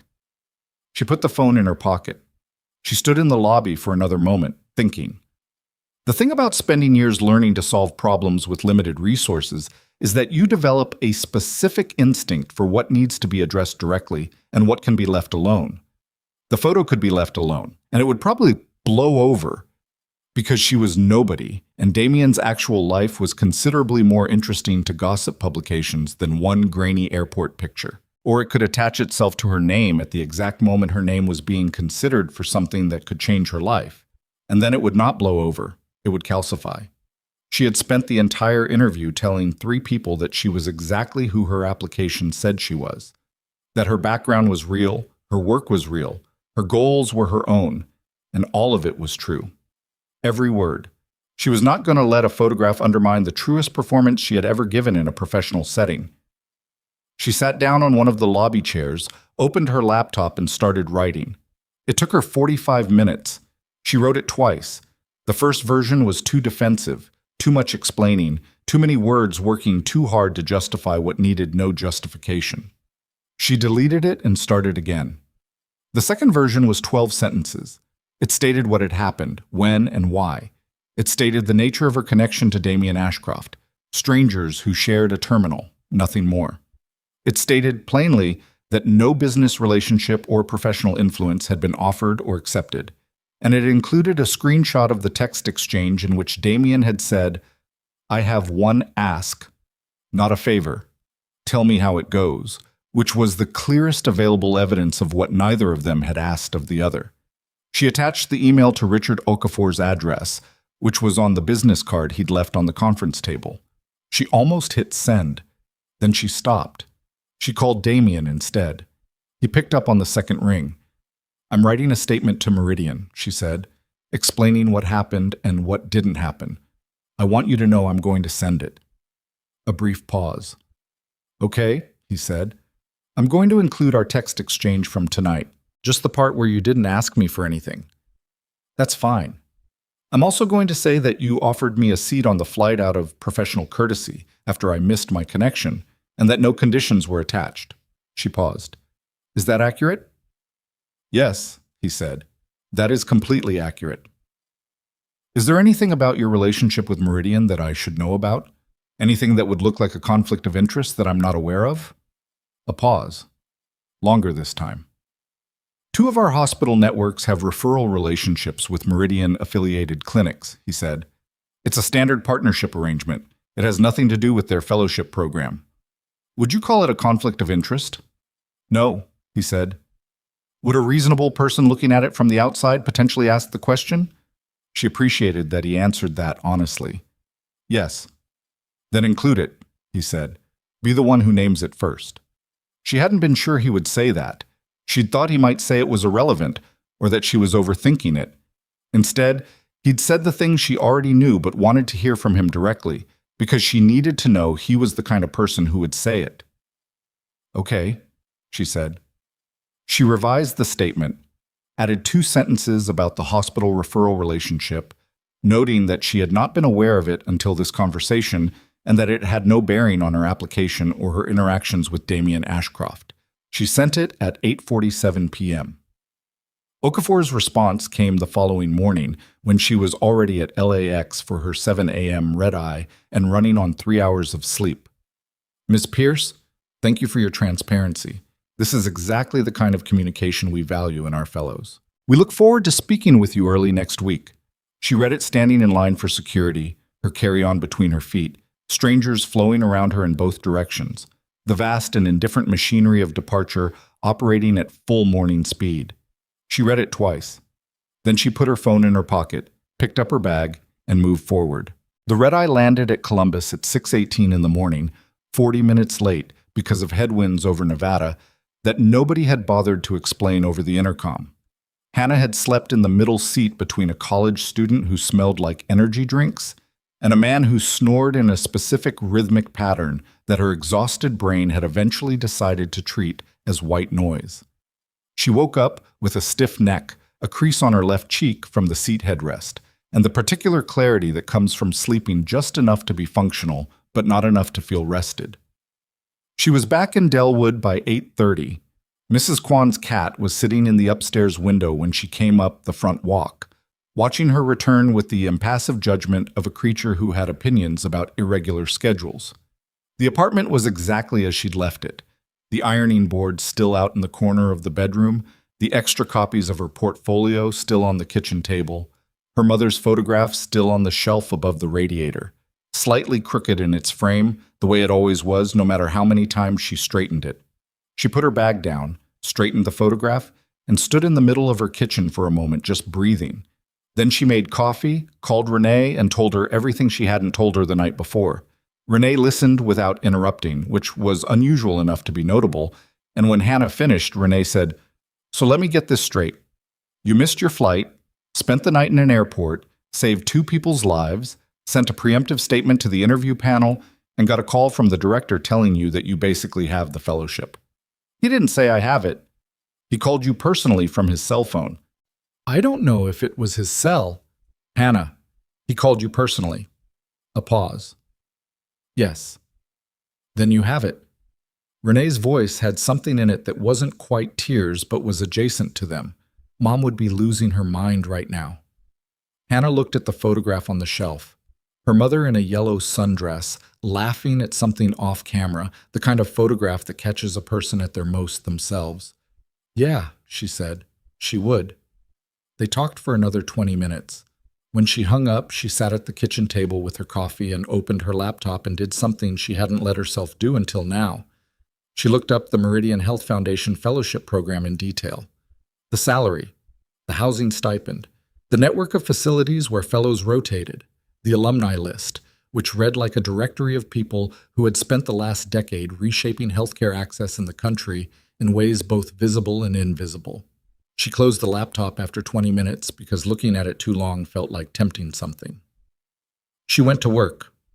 The Riverside Urgent Care Clinic opened at 9, and Hannah was scheduled through Thursday. She'd arranged her leave carefully. 2 days for the travel, 1 buffer day. Back by Wednesday. Dr. Osai, the clinic director, had approved it without asking too many questions, which she appreciated.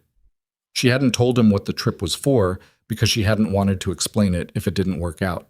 The clinic was a low brick building on the east side of Delwood, wedged between a pharmacy and a laundromat, and it served roughly 300 patients a week, most of them uninsured or underinsured, most of them coming in for things that should have been caught earlier by a primary care physician they couldn't afford to see. Hannah had been coordinating patient care here for 4 years. She knew the waiting room chairs by their specific squeaks. She knew which exam room light flickered when the weather changed. She knew the names of most of the regulars and the particular ways each of them needed to be talked to. Mr. Okonkwo, who needed everything explained twice, not because he didn't understand, but because the second explanation made him feel like you weren't in a hurry, and Mrs. Delgado, who needed you to write things down because her anxiety made verbal instructions disappear the moment she left the building. She walked in on Wednesday morning, and the front desk coordinator, a woman named Pam, who had been here longer than anyone, looked up and said, "How'd it go?" "Good," Hannah said. "Good like politely good or good like actually good?" "Actually good, I think." Pam looked at her for a moment, reading whatever was in her face, and then she said, "About time," and handed her the morning's intake stack. The week passed the way weeks at the clinic always passed. Too fast and too slow simultaneously, the hours inside the building collapsing into each other, and then suddenly it was 5 o'clock and she'd forgotten to eat lunch again. She caught up on paperwork. She helped a 19-year-old navigate an insurance appeal that had been wrongly denied for the 3rd time, which took most of Thursday afternoon and required her to stay on hold for 43 minutes, and then explain the same information to 4 different people before the 5th one had both the authority and the willingness to fix it. She thought about what she'd said in the interview room. She thought about it every time she sat on hold. Damien texted twice during the week, once on Wednesday. "Hope you got home okay." Once on Friday. The London meeting went well, for what it's worth. She replied to both with short, real answers.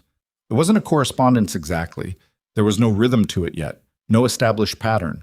It was more like 2 people leaving lights on in their windows without quite acknowledging they were doing it for each other. On Monday morning at 9:14, her phone rang. Los Angeles area code. She was standing at the printer when it rang, waiting for a patient summary to print, and she walked to the break room in the back before she answered because she didn't want to have this conversation in the middle of the clinic floor. "Ms. Pierce," said Richard Okafor. "Good morning." "Good morning," she said. "I'll be direct," he said. "The committee completed its review this morning. We'd like to offer you a position in this year's cohort." She put her hand flat on the break room counter. "Yes," she said. A pause. "I haven't given you the terms yet." "I know," she said. "Yes." She heard something in his voice that might have been a smile. "The formal offer letter goes out this afternoon. You'll have 2 weeks to review and respond. I want to flag that we'd like you to start January 15th, which is earlier than our usual February start. We have a gap in one of our facility rotations, and your clinical background makes you the right fit to fill it." "January 15th works," she said. "Ms. Pierce, you might want to actually look at the letter first." "I will," she said. "But, yes." After she hung up, she stood in the break room for a moment. The printer in the other room had finished and was beeping at her. Somewhere in the clinic, a child was crying. The specific cry of a kid getting a shot, indignant rather than hurt. The refrigerator hummed. The fluorescent light above her buzzed at a frequency she'd never quite stopped noticing. She called Renee. Renee answered on the first ring. "I got it," Hannah said. What followed was not a conversation so much as an extended emotional event. When it subsided enough for words, Renee said, "You have to tell Damien." Hannah had been sitting with that thought all morning, circling it from different angles. We're not, Hannah. I know. You told him you would. I know. She texted him that afternoon. It took her 3 drafts, which was embarrassing for someone who prided herself on saying things directly. "Got the call this morning. I'm in. Start date January 15th. His reply came in 4 minutes. "I knew you would. Congratulations, Hannah. This is exactly where you're supposed to be." She read it twice. Then she wrote back, "Thank you." for everything that night, and for staying out of it when it mattered. He replied, "That part was easy." She put her phone down and went back to work. What happened in the following 3 days was not something she anticipated, and the fact that she didn't anticipate it was itself something she would think about later. The gap between the story you are living and the story the world decides to tell about you. The photo from JFK had circulated quietly during the week she was home. Gossip sites mostly, the kind that traffic in speculation about wealthy men and unnamed women, the kind she normally had no occasion to read. But on Thursday evening, a financial news outlet published something with more teeth, a piece questioning whether Damien Ashcroft's presence on a flight diverted to Phoenix for a medical emergency involving a passenger had any connection to Ashcroft Medical Group's ongoing negotiations with a Western Regional Hospital consortium that had facilities in Arizona. The piece was speculative and poorly sourced, but it attached his name to the word controversy in a way that the other board members of Ashcroft Medical Group would notice, and that the hospital trustees currently in merger discussions with his company would absolutely notice. It also, in its final paragraph, mentioned that Ashcroft had been accompanied on the flight by an unidentified woman who was connected to a healthcare foundation in Los Angeles. Hannah saw it Thursday night. She sat with it for 2 hours. She read the piece 3 times. She looked up the byline.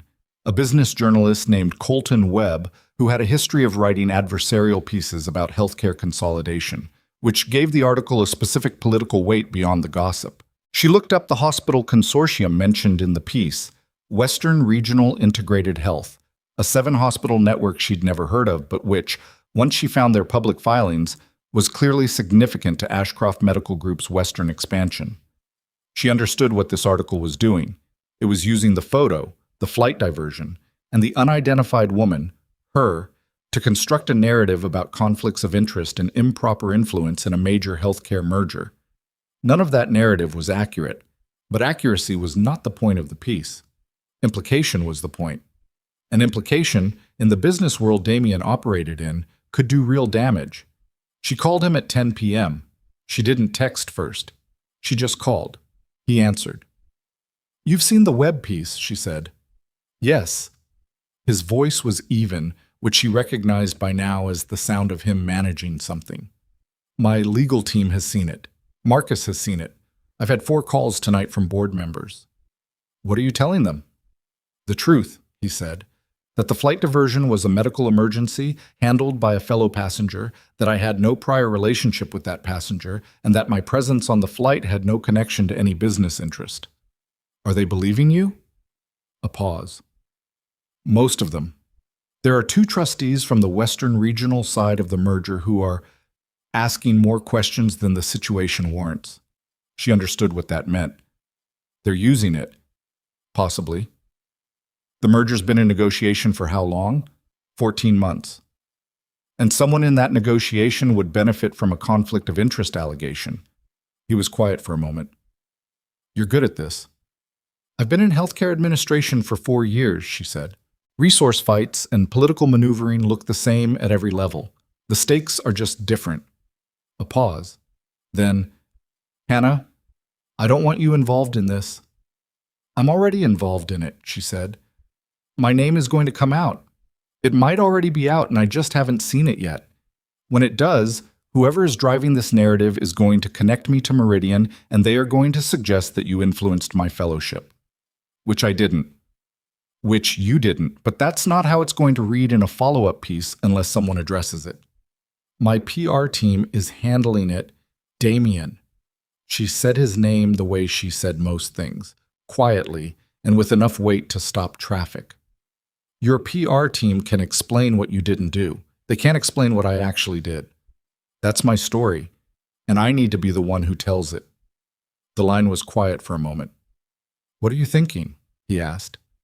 "You have a meeting with the Western Regional Trustees. When?" "Monday. It was already scheduled. It's now going to be a considerably more complicated meeting than originally planned." "I want to come." A longer pause. "Hannah, I know what that sounds like," she said. "I know it sounds like I'm inserting myself into your business. But think about what happens if you walk into that room on Monday and try to explain me without me there. Everything you say about me is hearsay. Every explanation you give is something a lawyer can later characterize as a managed narrative. And if you're there, then they have to look at me directly, she said, and decide for themselves. She could hear him thinking, not hesitating, actually thinking, the way he did when he was turning something over to find its correct angle. You just got a fellowship offer, he said. You start in January. You have a career to protect. Yes, she said, which is exactly why I need to be in that room, because my name is going to be in a follow-up piece, and when it is, I want Richard Okafor to read that I walked into a boardroom and told the truth, not that I sat in Ohio while someone else managed the story. Another silence.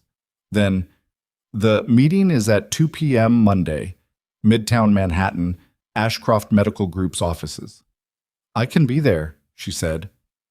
Hannah, you don't have to do this. I know I don't have to, she said. That's the point. She booked a train to New York on Sunday evening. It was cheaper than flying and she had time, and she was still at a point in her life where that math mattered. 7 hours on Amtrak with a seat that was comfortable enough and a coffee from the cafe car and her laptop open on her tray table, reading everything she could find about the Western Regional merger. The public filings, the press releases, the industry analysis pieces, the background on the trustees. She arrived in New York at 6:20 Monday morning and took the subway to a coffee shop in Midtown, where she ordered breakfast and kept reading until 9. She texted Damien when she was in the city. He replied, "My office is in the building. Come up at 1. I'll brief you before the meeting." The Ashcroft Medical Group offices occupied the 31st through 34th floors of a glass tower on Park Avenue, and the lobby was the kind of lobby that communicated very efficiently that the company could afford this lobby and many other lobbies besides. Hannah rode the elevator to 32 and gave her name to the receptionist and was brought to a conference room where Damien was already sitting with 2 other people, a man she didn't know and Marcus, whom she recognized from the descriptions Damien had given. Marcus was younger than she'd imagined, late 30s, compact, with the look of someone who had absorbed enormous quantities of information over many years and organized it into a system that worked. He looked at her when she came in with an expression she couldn't quite read. Assessment, yes, but something behind it. "Hannah Pierce," Damien said, standing. He said it the way you say something you've been thinking about. "Marcus Teal, and this is Paul Devers, our general counsel." Paul Devers was 50-something, silver at the temples, and had the specific watchfulness of a lawyer who has spent decades in rooms where things go wrong. He shook her hand and said, "I've read your statement to Meridian." She looked at Damien. "I shared it," he said, "with his permission to share it with me." She'd given him permission to share it. She nodded. "It was well constructed," Devers said. "Direct. No excess. You didn't over-explain." He paused. "Today is going to require the same quality." "Tell me what you need from me," she said. Devers walked her through it for the next 50 minutes. The merger structure. The specific trustees who were applying pressures, 2 men named Garrison and Whitfield, both from the Western Regional Board, both with financial positions that would be affected differently depending on the merger terms, and both of whom had been using the photo and the web article to introduce doubt into the broader trustee group about Damien's judgment. The goal was not to blow up the merger. Garrison and Whitfield presumably understood that a collapsed merger served nobody, but to extract better terms by making Damien negotiate from a defensive position. "They're not after you," Devers said to Hannah. "You're a tool. What they're after is a version of Damien who walks into that room rattled and accommodating. And what they're going to get instead," Hannah said, "is a version of him who had nothing to hide and therefore invited the person they're using as a weapon to come and speak for herself." Devers looked at her for a moment. Then he looked at Damien. "Where did you find her?" he said. "Gate 14, Damien said. JEFK. At 1:55, they walked into the large conference room on the 34th floor. The Western Regional trustees were already there, 6 people total, Garrison and Whitfield among them, both of whom looked up when Hannah walked in with a reaction she'd anticipated but which still took a specific form of nerve to absorb. Garrison, who was heavy-set with the ruddy complexion of a man who spent a lot of time being confident in rooms, let his eyes move over her once with a dismissiveness that was almost professional in its precision. Damien sat at the head of the table, his legal team on one side, his CFO and two board members on the other. Hannah sat at the corner, not at the table exactly, not pushed to the wall, but at the edge, visible without being positioned as a principal. The meeting opened with the usual framing: agenda items, merger timeline update, quarterly projections. Hannah watched the room. She watched Garrison. He was patient, which told her he was waiting for his moment rather than planning to create it. He found it 20 minutes in during a pause in the financial discussion. "Before we proceed," Garrison said, with the particular tone of someone who has practiced sounding reluctant, "I think the group deserves some clarity on a matter that's created some concern among our trustees." Damien looked at him calmly. "Go ahead." "There's been some coverage this week." Garrison made a gesture that suggested the coverage was an unfortunate external thing rather than something he'd been actively monitoring. "Suggesting a possible relationship between yourself and a person connected to a foundation that has overlapping interests with our merger partner networks." He paused. "We're not suggesting impropriety. We're simply noting that transparency is important at this stage." The room was quiet. Several trustees were looking at Damien. Two were looking at Hannah. Hannah stood up. It wasn't dramatic. She just stood, the way you stand when you have something to say, and sitting down while saying it would underserve it. "My name is Hannah Pierce," she said. "I'm the person in the photograph." Garrison blinked. He hadn't expected this. She had known he wouldn't. "I'm a healthcare administration fellow at the Meridian Health Foundation, starting in January. Before that, I was a patient care coordinator at Riverside Urgent Care in Delwood, Ohio, for 4 years. I have no business relationship with Damien Ashcroft or Ashcroft Medical Group, and I had never met him before the night of November 19th, when we both happened to be in Terminal 4 at JFK Airport." She spoke without notes. She'd decided not to use notes because notes suggested preparation for a story, and what she was telling was not a story. It was a sequence of events that had actually occurred. "I missed a connecting flight." He had gotten off a flight to be available for his daughter. We sat in the same part of the terminal for several hours because there was nowhere else to be. He offered me a seat on the morning flight to Los Angeles because I had an interview and he had an available ticket. I accepted because the interview mattered to me, and I'm not in a position to be proud about transportation. She paused. "He has never contacted anyone on my behalf. He has never offered to. He asked for nothing in return. I have written documentation of all of this, including a preemptive disclosure I sent to the Meridian Foundation before their decision was made." She looked at Garrison directly. He was a man who was used to making people uncomfortable and not accustomed to being on the receiving end of it. "I understand that my existence in that photograph is inconvenient for whatever argument you were planning to make today," she said. "But I am not a conflict of interest. I am a person who was in an airport and accepted a cup of coffee from a stranger. And I'm telling you this directly because Damien Ashcroft deserves to have the truth told by the person who knows it, not managed by a legal team on his behalf." The room was quiet. Whitfield, who had said nothing so far, looked at the table in front of him with the expression of someone recalculating. Garrison recovered quickly. She gave him credit for that. He said, "We appreciate your transparency, Miss Pierce. I think I speak for everyone when I say, 'Mr. Garrison,'" she said. Not rudely, but not letting him finish the pivot either. "I didn't come here for appreciation. I came here because what was being implied about this man is not true, and it's not fair. And I was in a position to say so clearly." She paused. "I hope the rest of your conversation today is about the merger. That seems like a better use of everyone's time." She sat down. The room was quiet for another 2 seconds. Then Damien's CFO cleared his throat, opened his folder, and said, "If we can return to the Q4 projections," and the meeting moved forward. Garrison did not raise the issue again. Whitfield asked 2 more questions about the merger terms later in the meeting, both of them substantive, which told Hannah that whatever leverage they'd planned to extract from the personal angle had been effectively neutralized. The meeting ended at 4:15. Handshakes, agendas collected. The specific post-meeting energy of people recalibrating their positions without admitting they're doing so. In the elevator going down, Marcus stood beside Hannah and said nothing for 3 floors. Then he said, "You know, you just made my job significantly more complicated." She looked at him. How? Because now I have to figure out how to keep you out of every future piece of coverage that mentions his name. And after what you just did in there, that is going to be considerably harder. He paused. I'm not complaining. I'm just noting it. She almost smiled. I'm not planning to make a habit of walking into his board meetings. No, Marcus said. But you're going to be hard to explain. Damien was waiting in the lobby when she came out. His jacket was off, his tie loosened in the specific way that suggested the meeting had been an effort, even if he hadn't shown it. He looked at her. You didn't have to do that, he said.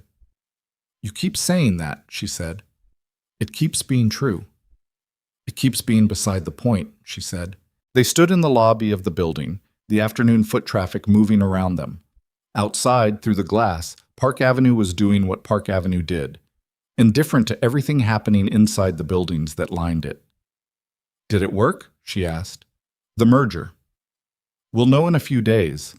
But Whitfield pulled me aside at the end and told me the Q4 numbers were satisfactory. He paused. Which means yes. She nodded. Good. Hannah. He said her name and then stopped. She looked at him. He had the look of someone who has reached the edge of what he'd prepared to say and is now working with whatever is actually there. I owe you something, and I don't know what it is yet. You don't owe me anything, she said. I did it because it was the true thing to do. I know, he said. That's actually the problem. She looked at him. I've been in business for 15 years, he said. I know a lot of people. I have employees and partners and board members and people who owe me things and people I owe things to, and the list is long and complicated and mostly transactional. He paused.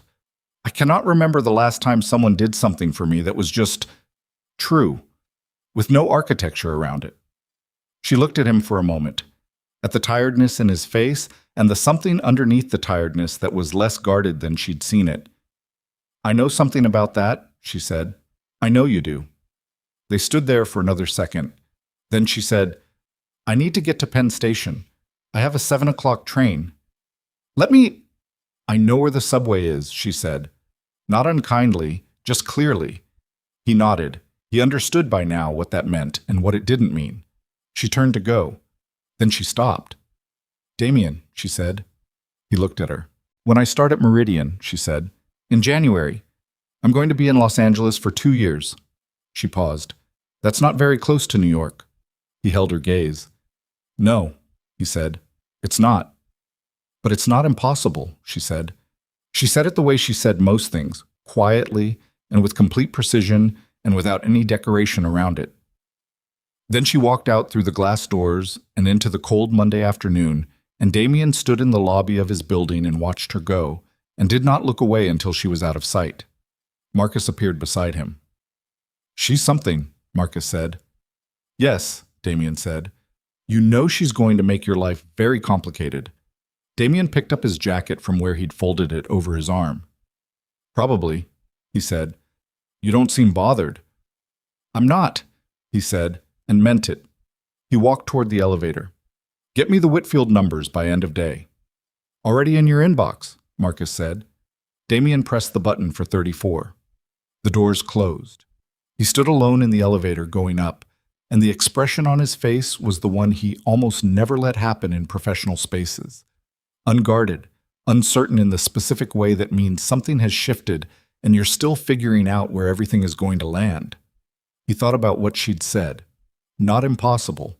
He thought about Lily, who had called him that morning before the meeting with a stomachache that he now strongly suspected was nerves about a different math test she hadn't told him about yet. He thought about what it would be like to tell Lily about Hannah Pierce.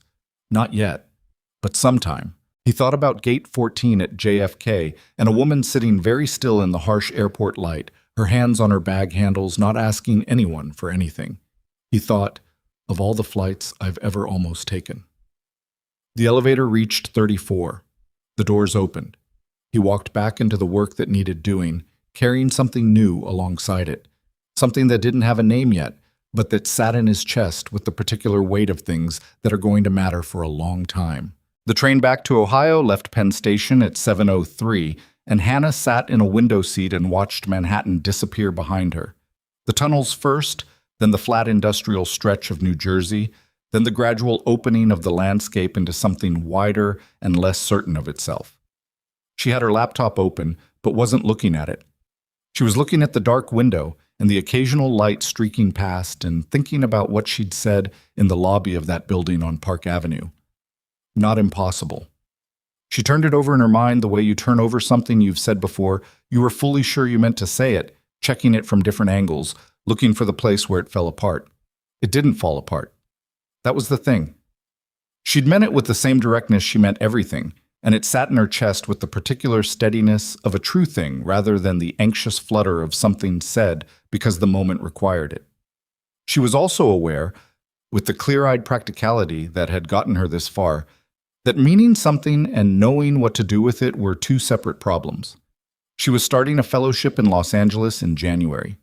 He ran a global company from New York and had a 7-year-old daughter in Connecticut. Neither of them was in a position to reorganize their lives around something that was, at this precise moment, a conversation in a lobby and a cup of coffee in an airport terminal and the memory of her fingertips on his arm somewhere over Arizona. She was also aware that she was getting 40% ahead of herself, which was a habit she generally kept under control. She opened her laptop, closed it again, looked at the window. Her phone buzzed.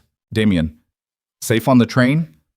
She smiled at the screen for a second before she could stop herself, which felt embarrassing in the privacy of a mostly empty train car. She typed back, yes, 7 hours of New Jersey and Pennsylvania ahead of me. He replied, glamorous.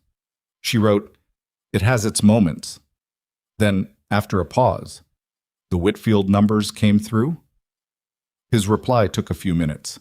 When it came, it read, yes, Western Regional signed off on the revised terms tonight. Merger is moving forward.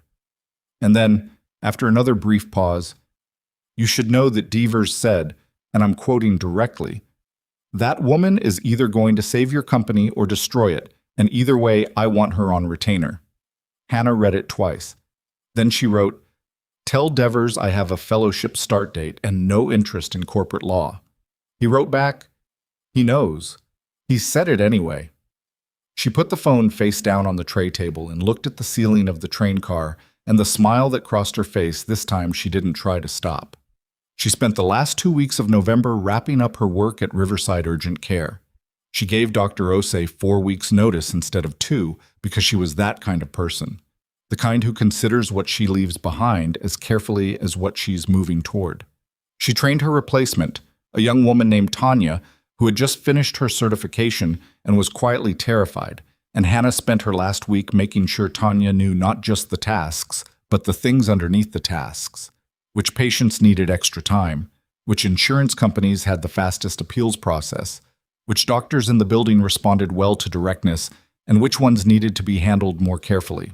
You're giving me a lot, Tanya said on her last day, looking slightly overwhelmed by the binder Hannah had assembled.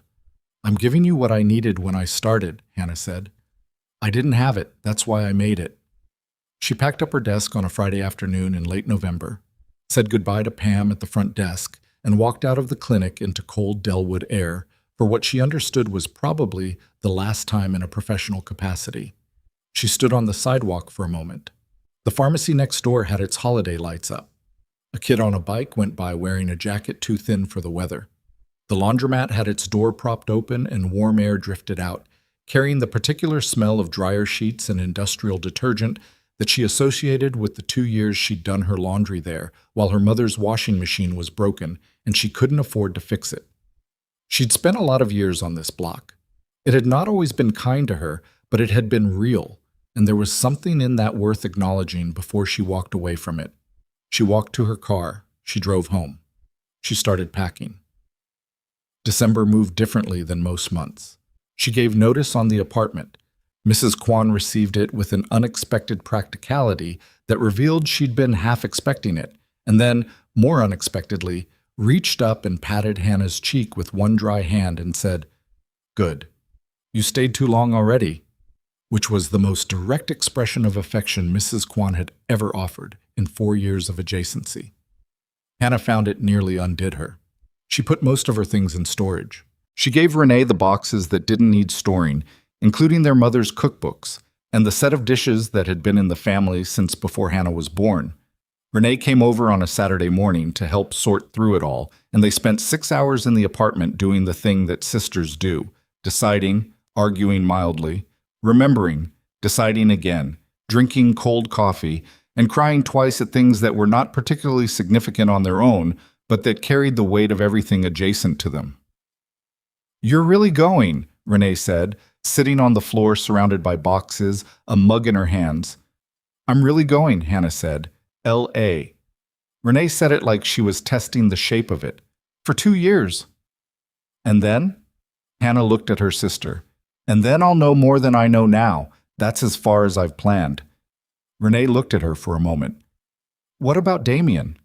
They hadn't talked about him since the Monday of the board meeting, which Renee knew about in the broad strokes but not the specific texture. Hannah had kept that part closer to herself, not because she was hiding it, but because she didn't yet have language for it that felt accurate. "I don't know," she said. "That's not a Hannah Pierce answer," Renee said. "Hannah Pierce always has an answer." "Hannah Pierce is learning that some things don't have answers yet," Hannah said, "and that's allowed." Renee was quiet for a moment. Then she said, "Mom would like him, from what you've told me." "She would have interrogated him for 3 hours and then declared him acceptable," Hannah said, "which is what she did with every person she liked." They both laughed. It was the good kind, the kind that has grief somewhere inside it but isn't stopped by it. Damien called on a Sunday in mid-December, which was unusual.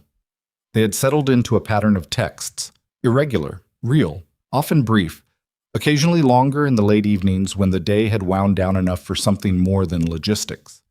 An actual call was different. She answered on the third ring because she'd been pulling tape off a box and her hands were slow. "Hey," she said. "Hey." A pause. "Are you packing?" "I'm always packing right now." "How much do you have left?" "Enough?" She set the tape gun down. "What's happening?" "I wanted to ask you something," he said, "and I wanted to ask it on the phone instead of by text because I think it deserves to be asked out loud." She sat down on the edge of a box that was probably not structurally rated for this purpose, but held anyway. "Okay." "Lily has a winter break concert at her school, December 19th. It's a thing they do every year, an hour of 7-year-olds playing instruments they've been learning for 3 months. A pause. "She asked me to come." "Of course you're going to, She also asked if I was going to bring my friend," he said. Hannah went still. "Your friend." "Apparently I mentioned you. At some point, more than once." He said it with a flatness that suggested he was mildly embarrassed by this, which she found unexpectedly endearing. "She put it together that I have a friend who is a woman and who does not live in New York, and she asked if you were coming to the concert." "What did you tell her?" "I told her I'd ask." Hannah sat on the box and looked at the half-empty apartment around her. The bare shelves, the walls with their rectangular shadows where pictures used to hang, the stack of filled boxes that represented the portable edition of her life so far. "Damien," she said. "You can say no," he said. It's a big ask. I know that." "What does she play?" Hannah said. A pause. "What?" "Lily, in the concert. What instrument?" "The violin," he said. "She's been learning since September. She's—" A pause that had something helpless in it. "She's not very good yet. She would tell you that herself.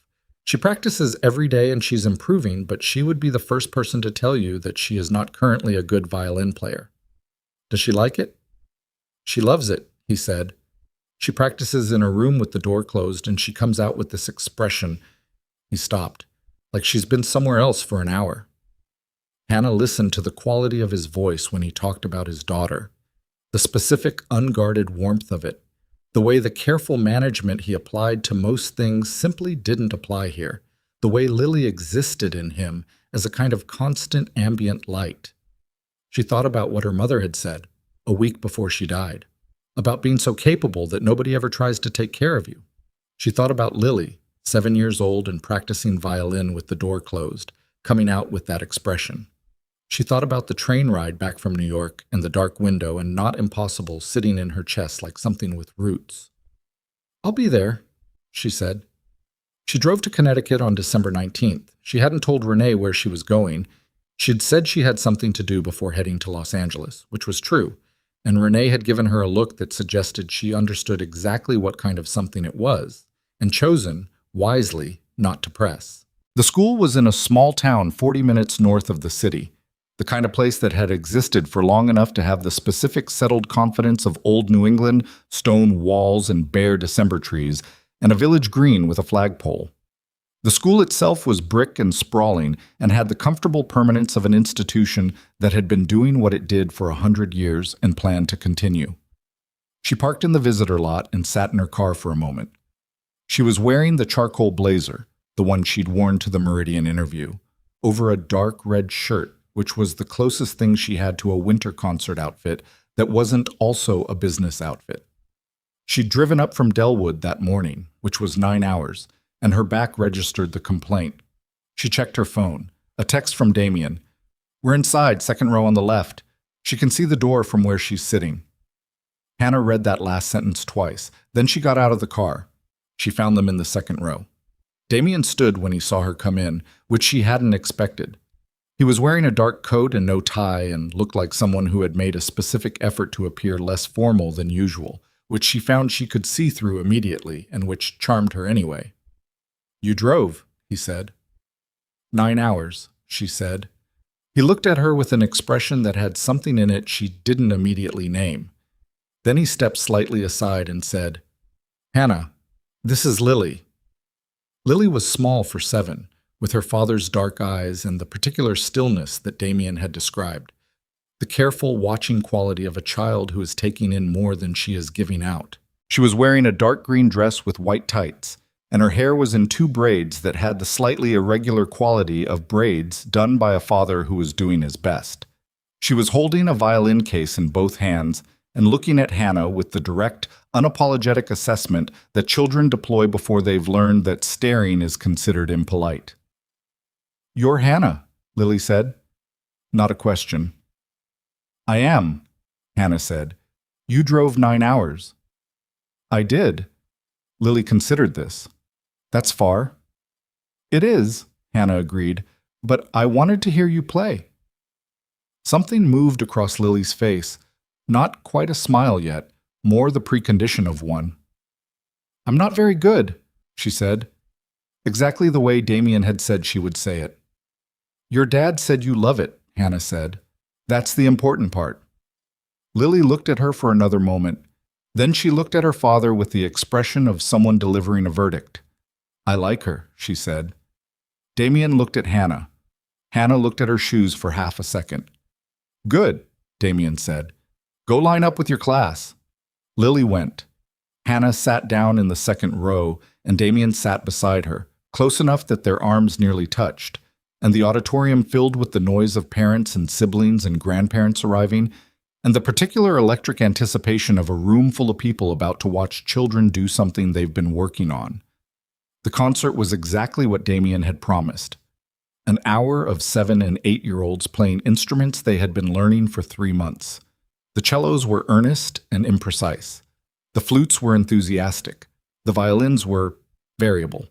Lily was in the 3rd row of the violin section, and when the piece began, she played with an intensity of concentration that was almost physical. Her small body entirely committed to the instrument, her brow furrowed, her bow arm working with the focused effort of someone who is holding a difficult thing together through sheer will. She hit most of the notes. She missed a few. At one point, she recovered from a mistake with such seamless determination that the woman in front of Hannah whispered to her husband, "Oh, that one's going to be fine," without knowing whose child she was talking about. Hannah watched Lily play and felt something she hadn't expected, something uncomplicated and warm, settling quietly in her chest without drama or announcement. She didn't try to name it, she just let it be there. Damien was watching his daughter with the expression she'd seen once before, on the plane, when he talked about Lily coming out of her room after practicing. The ambient light thing, present and unguarded, and entirely his. When the concert ended, Lily found them in the lobby and submitted to being hugged by her father with the specific tolerance of a child who has feelings about public displays of affection, but also clearly wanted the hug. Then she stood in front of Hannah. "Did you hear when I messed up?" she asked. "In the second piece?" "I heard you fix it," Hannah said. Lily considered this framing. "I practiced that part 40 times, she said. "The fixing part." "It showed," Hannah said. "Do you play anything?" "No," Hannah said. "I never learned." Lily looked at her with the frank problem-solving orientation of a child encountering a solvable issue. "You could learn," she said. "It's hard at first, but then it gets less hard." "That's true of most things," Hannah said. Lily nodded seriously, as if Hannah had confirmed something she already suspected. Then she looked at her father and said, "Can we get food? I'm hungry. I've been nervous since this morning, and I forgot to eat lunch." "You forgot to eat lunch?" Damien said. "I was nervous," Lily said, with the dignity of someone who finds this self-evident. They went to a small Italian restaurant in the village that clearly knew Damien by name and seated them in a corner booth without being asked. Lily ordered pasta and ate it with the focused enthusiasm of someone working through a caloric deficit, and between bites, she asked Hannah questions with the patient, systematic thoroughness of a child conducting an interview. Where was Delwood? What was Ohio like? Why healthcare administration? Did she like Los Angeles? Was L.A. far? How far exactly? Was 9 hours far to drive? Did she drive a lot? What kind of car? What color? Hannah answered every question directly, which Lily seemed to appreciate in the way that children appreciate adults who don't modify themselves into a different register when they're being addressed. "Daddy said you helped someone on the plane," Lily said, arriving at this item in her internal list. "2 people, actually," Hannah said, "on different occasions." "Were they scared?" "Yes," Hannah said. "But they were also fine." Lily poked at a piece of penne thoughtfully. "My teacher says that being brave and being scared are the same thing." "Your teacher's right," Hannah said. "Daddy says that too." Lily looked at her father. "Do you think Hannah's brave?" Damien looked at Hannah over the top of Lily's head. "Yes," he said. "Considerably." Lily seemed to file. Then she went back to her pasta, and the conversation moved to other things. Lily's violin teacher, whom she described with the specific mixed feelings of a child who both respected and was slightly afraid of an instructor, and a girl at school named Priya, who was her best friend except when she was her worst enemy, and a book she was reading about animals that live in the deep ocean, which she explained at length and with genuine passion. Hannah listened and asked questions, and Damien mostly watched his daughter talk with the expression of a man who had been waiting a long time for his table to feel this full. After dinner, in the parking lot, while Lily was occupied with an urgent investigation of something she'd spotted near the base of a lamppost, Damien and Hannah stood a few feet apart in the cold December air. "Thank you for coming," he said. "Thank you for asking," she said. A pause. Their breath made small clouds in the cold. The parking lot was quiet, most of the restaurant's other patrons still inside. "January 15th isn't far," he said. "No," she said. "It's not. Los Angeles is 3 hours behind New York." "I know how time zones work," she said. "I'm just saying that 3 hours is manageable," he said, "for phone calls. If someone wanted to, for example, call someone." She looked at him. "Are you negotiating?" "I'm stating logistics," he said. "There's a difference. I've been in enough of your meetings now to know that when you state logistics, you are usually making a point about something else." He almost smiled. "Maybe."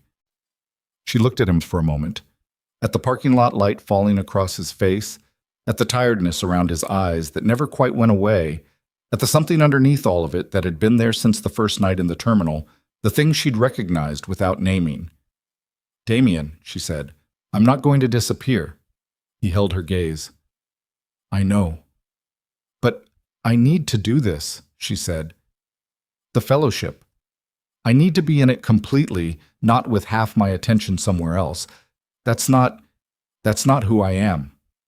"I know who you are," he said. And the way he said it, flat and certain, not as a romantic gesture, but as a simple acknowledged fact, landed differently than any more elaborate thing could have. "So we do this slowly," she said. "Whatever this is."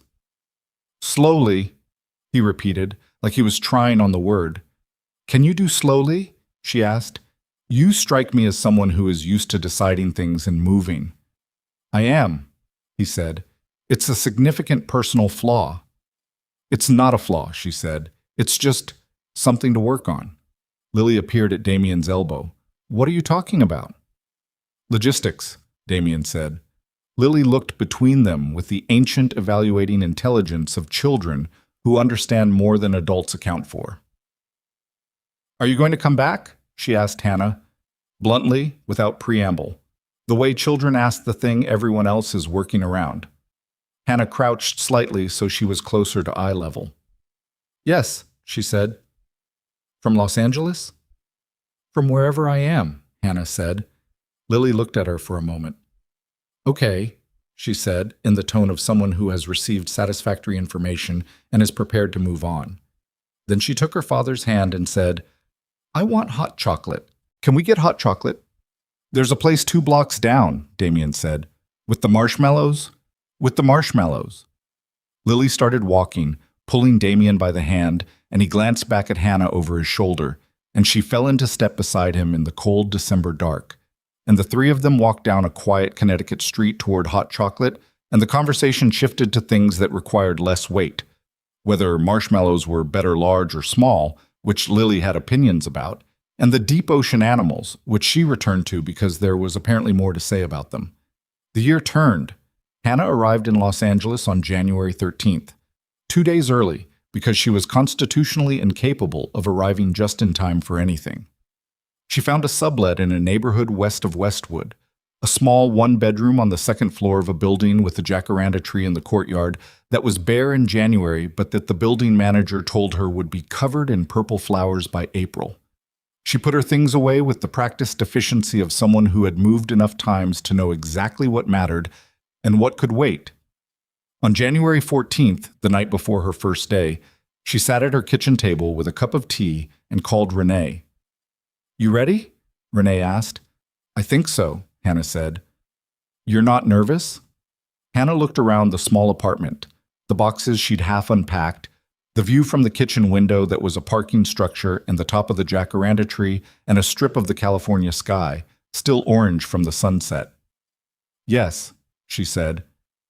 But it's the right kind of nervous. Mom's kind of nervous, Renee said. Yeah, Hannah said. Exactly that kind. She called Damien after she hung up with Renee. It was past 10 in New York, which meant Lily was asleep, which meant he answered from what sounded like somewhere quiet. His study, maybe, the particular acoustic quality of a room with books in it. First day tomorrow, he said. First day tomorrow, she said. You're going to be extraordinary, he said. You don't know that. I watched you talk a boardroom full of financial executives into reconsidering their assumptions without raising your voice, he said. I'm fairly confident about the fellowship. She smiled at the kitchen table. Damien? Yeah. Thank you, she said, for the seat on the plane, for staying out of it, for all of it. A pause. Thank you for the coffee rule, he said. What coffee rule? You wouldn't take it until it wasn't a gesture anymore, he said. Until it was just 2 people in an airport. I think about that. She was quiet for a moment. That's a very thoughtful thing to have noticed. I notice things, he said, when they matter. They talked for another 30 minutes, not about anything significant, just the day's small inventory. He'd had a call with the London team. Lily had gotten a better grade on the math test, which she'd finally admitted to. There was a new book about deep-sea animals that he'd ordered for her, which he suspected she'd already read the summary of because she'd mentioned 3 specific facts about anglerfish at dinner that were suspiciously detailed for someone who claimed to be waiting for the book. Hannah lay on her back on the floor of her new apartment, the furniture situation was partial at best, and looked at the ceiling and laughed at the anglerfish story, and the laugh felt good in the empty room, filling it up a little. Get some sleep, he said finally. You have somewhere important to be tomorrow. Good night, Damien, she said. Good night, Hannah. She lay there after she hung up, phone on her chest, the California dark pressing soft against the windows. She thought about Gate 14. She thought about the fluorescent lights, and the plastic chairs, and the cold coffee, and the way she'd been sitting that night with her hands on her bag handles, ready to absorb whatever came next, because absorbing what came next was something she'd been doing her whole adult life. She thought about what she'd told the Meridian panel, about watching systems fail in real time on real people, about wanting to fix the part that breaks before the people get there.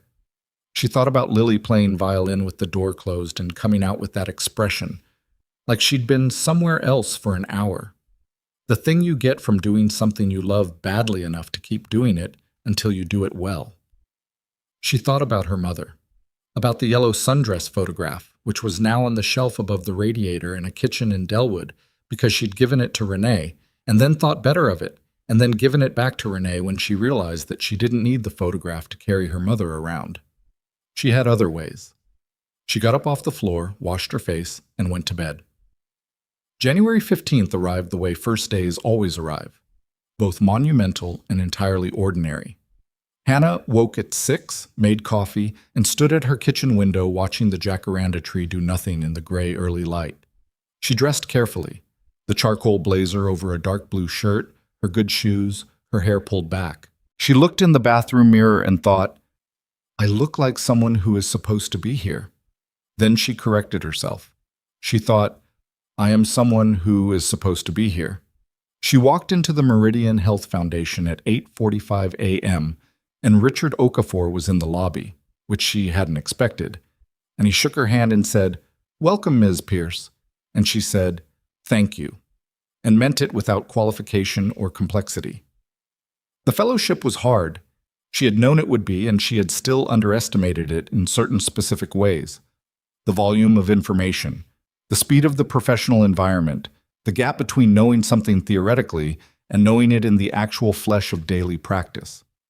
There were days in the first month when she came home to her apartment and ate dinner standing at the counter because sitting down felt like too much of an event, and days when she reviewed her notes at midnight, not because she was behind, but because the material was that interesting and she wanted more of it. She was also, measurably, one of the best people in the room. Not always, not effortlessly. But she brought something into every meeting and every rotation that her cohort mates, several of whom had the Hopkins and Columbia credentials Okafor had mentioned, genuinely didn't have, which was the knowledge of how a system feels from inside its failures. She said things in the seminar sessions that made the room go quiet for a moment before someone said, Yes, exactly. And then the conversation moved somewhere deeper than it had been before. Janelle Morris, the current senior fellow who'd caught her in the hallway after the interview, became something like a mentor without either of them naming it that way. She was 3 years ahead of Hannah in the program, now placed in a director role at a Meridian-affiliated network in Oakland, and she texted Hannah sporadically with information that wasn't in any official materials and advice that was blunter than anything the formal structure offered. In March, Janelle texted, You're going to get offered a research project by Strauss. Take it even if it adds to your load. It's the one that gets noticed. Hannah took it. It added to her load. It got noticed. Damien flew to Los Angeles in February, not to see her specifically, or not only. He had a board meeting with a California hospital system that was exploring partnership terms with Ashcroft Medical Group, but he texted her the week before. I'm going to be in LA the 14th and 15th. If you have an evening. She had an evening. They went to a small restaurant in Santa Monica that Marcus had apparently found and booked without Damien asking, which she teased him about, and he didn't deny it. And they ate at a table by the window with the ocean 3 blocks away, and invisible in the dark but present somehow, in the sound and the air. They talked for 3 hours, not about the fellowship or the company or any of the complicated public events of the previous months, about Lily, mostly, and about Hannah's research project, and about the things she'd learned in her first rotation about hospital intake processes that had made her genuinely furious, which he listened to with the focused attention of someone who was also in the business of hospitals, and who found her fury both useful and, she suspected, quietly compelling. He walked her to her car afterward. They stood on the sidewalk in the mild February evening, the coastal air carrying that particular California quality, soft and slightly salt-edged, unlike any other night air she knew. This is good, he said. He meant the evening, but he might have meant the larger thing. It is, she said. She meant both. He kissed her, once, briefly, The way people do when they've been careful for a long time and are now finally being less careful. It was not cinematic, it was just real and warm, and it tasted like the last hour of a conversation she didn't want to be over. She drove home and sat in her car in the parking structure for approximately 2 minutes doing nothing, and then went upstairs and texted Renee. Something happened. Renee's response was immediate and involved several emoji and the phrase "I knew it" written 3 times in a row. The year continued. Spring arrived in Los Angeles the way it does, gradually and then suddenly, the jacaranda outside her window exploding into purple in April, exactly the way the building manager had promised. She photographed it and sent it to Lily, who sent back a voice message describing it as very purple, almost too purple, but acceptable purple, which Hannah played twice. She and Lily texted sometimes. This had developed organically over the winter months. Lily would occasionally send her a fact about deep-sea animals with no preamble or context, and Hannah would respond with a question, and Lily would answer it, and that was the whole exchange. It was, Hannah thought, exactly the kind of friendship she'd have expected Lily to offer. Precise, unsentimental, and entirely genuine. In May, Damien came to LA again. In June, Hannah went to New York for a fellowship alumni event and spent a Saturday with him and Lily at a museum that Lily had been wanting to go to for months, which involved 3 hours of exhibits about ocean ecosystems, a theme that surprised neither of them, and lunch at a food court where Lily ordered a grilled cheese and ate it with the dedicated focus of a professional. On the way home in the car, Lily fell asleep in the back seat with her head tilted against the window, and Hannah looked at her in the rearview mirror and felt the quiet, unnamed thing in her chest settle into something with more weight and more permanence than it had carried before. Damien saw her looking. "She does that," he said quietly. "Falls asleep in cars, always has." "She's a good kid," Hannah said. "She's a great kid," he said. "She's also exhausting and occasionally unreasonable, and she has very strong opinions about marshmallow size." "Qualities that will serve her," Hannah said. "That's what I keep telling myself," he said. They drove through the city in the summer evening light, the streets lit gold, Lily asleep in the back, and it was not a perfect moment.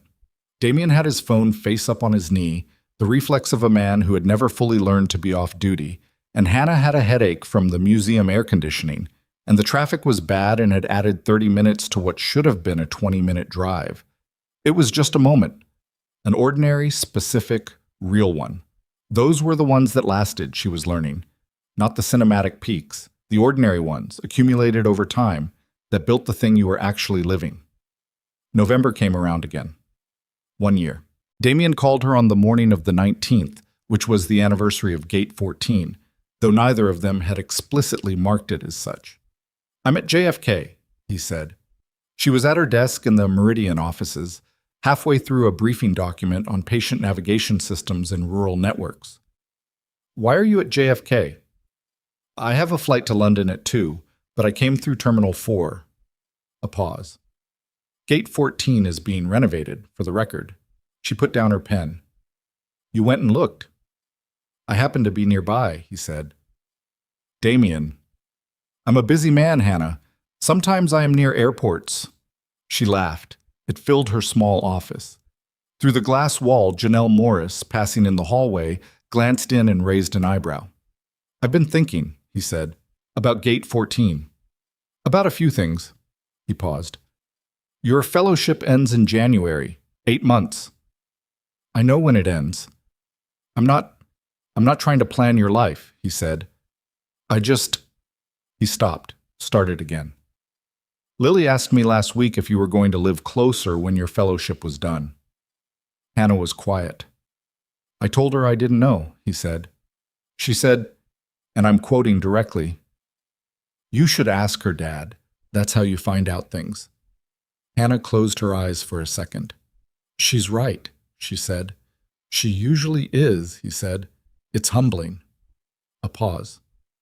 "Damien, ask me." He was quiet for a moment.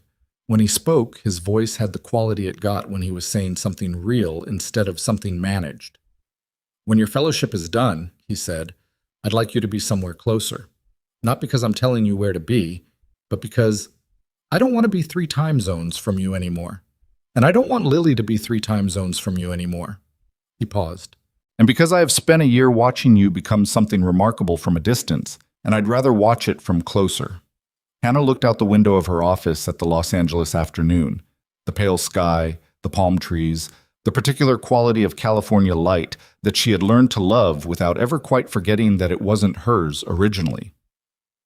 There's a Meridian-affiliated network in New York, she said. They've been building out their administrative infrastructure. Okafor mentioned it in February. Said they'd be looking for someone with clinical operations experience and systems-level thinking. A pause. You've been looking into it. I do my research, she said. I always do my research. She could hear him breathing on the other end of the line. She could almost hear him smiling. Hannah Pierce, he said. Damien Ashcroft, she said. Come to New York, he said. I'm working on it, she said.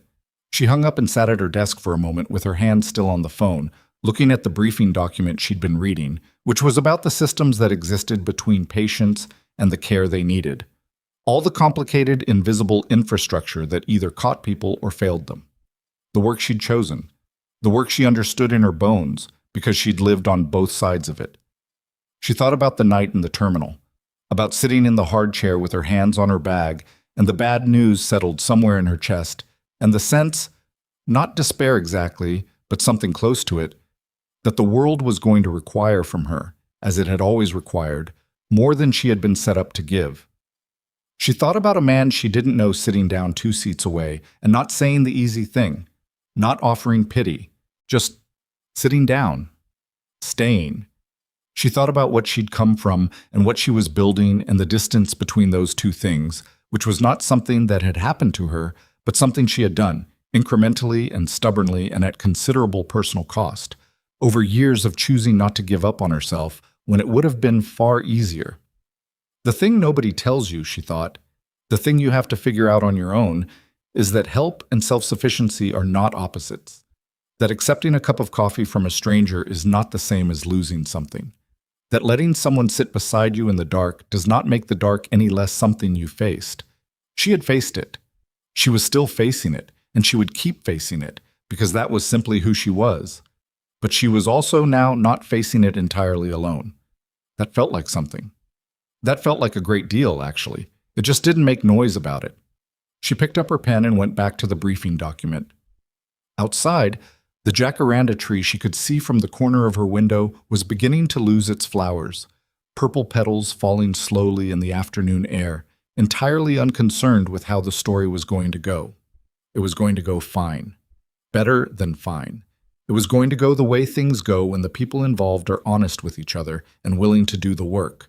And that, Hannah Pierce had always known, was enough to build something real on.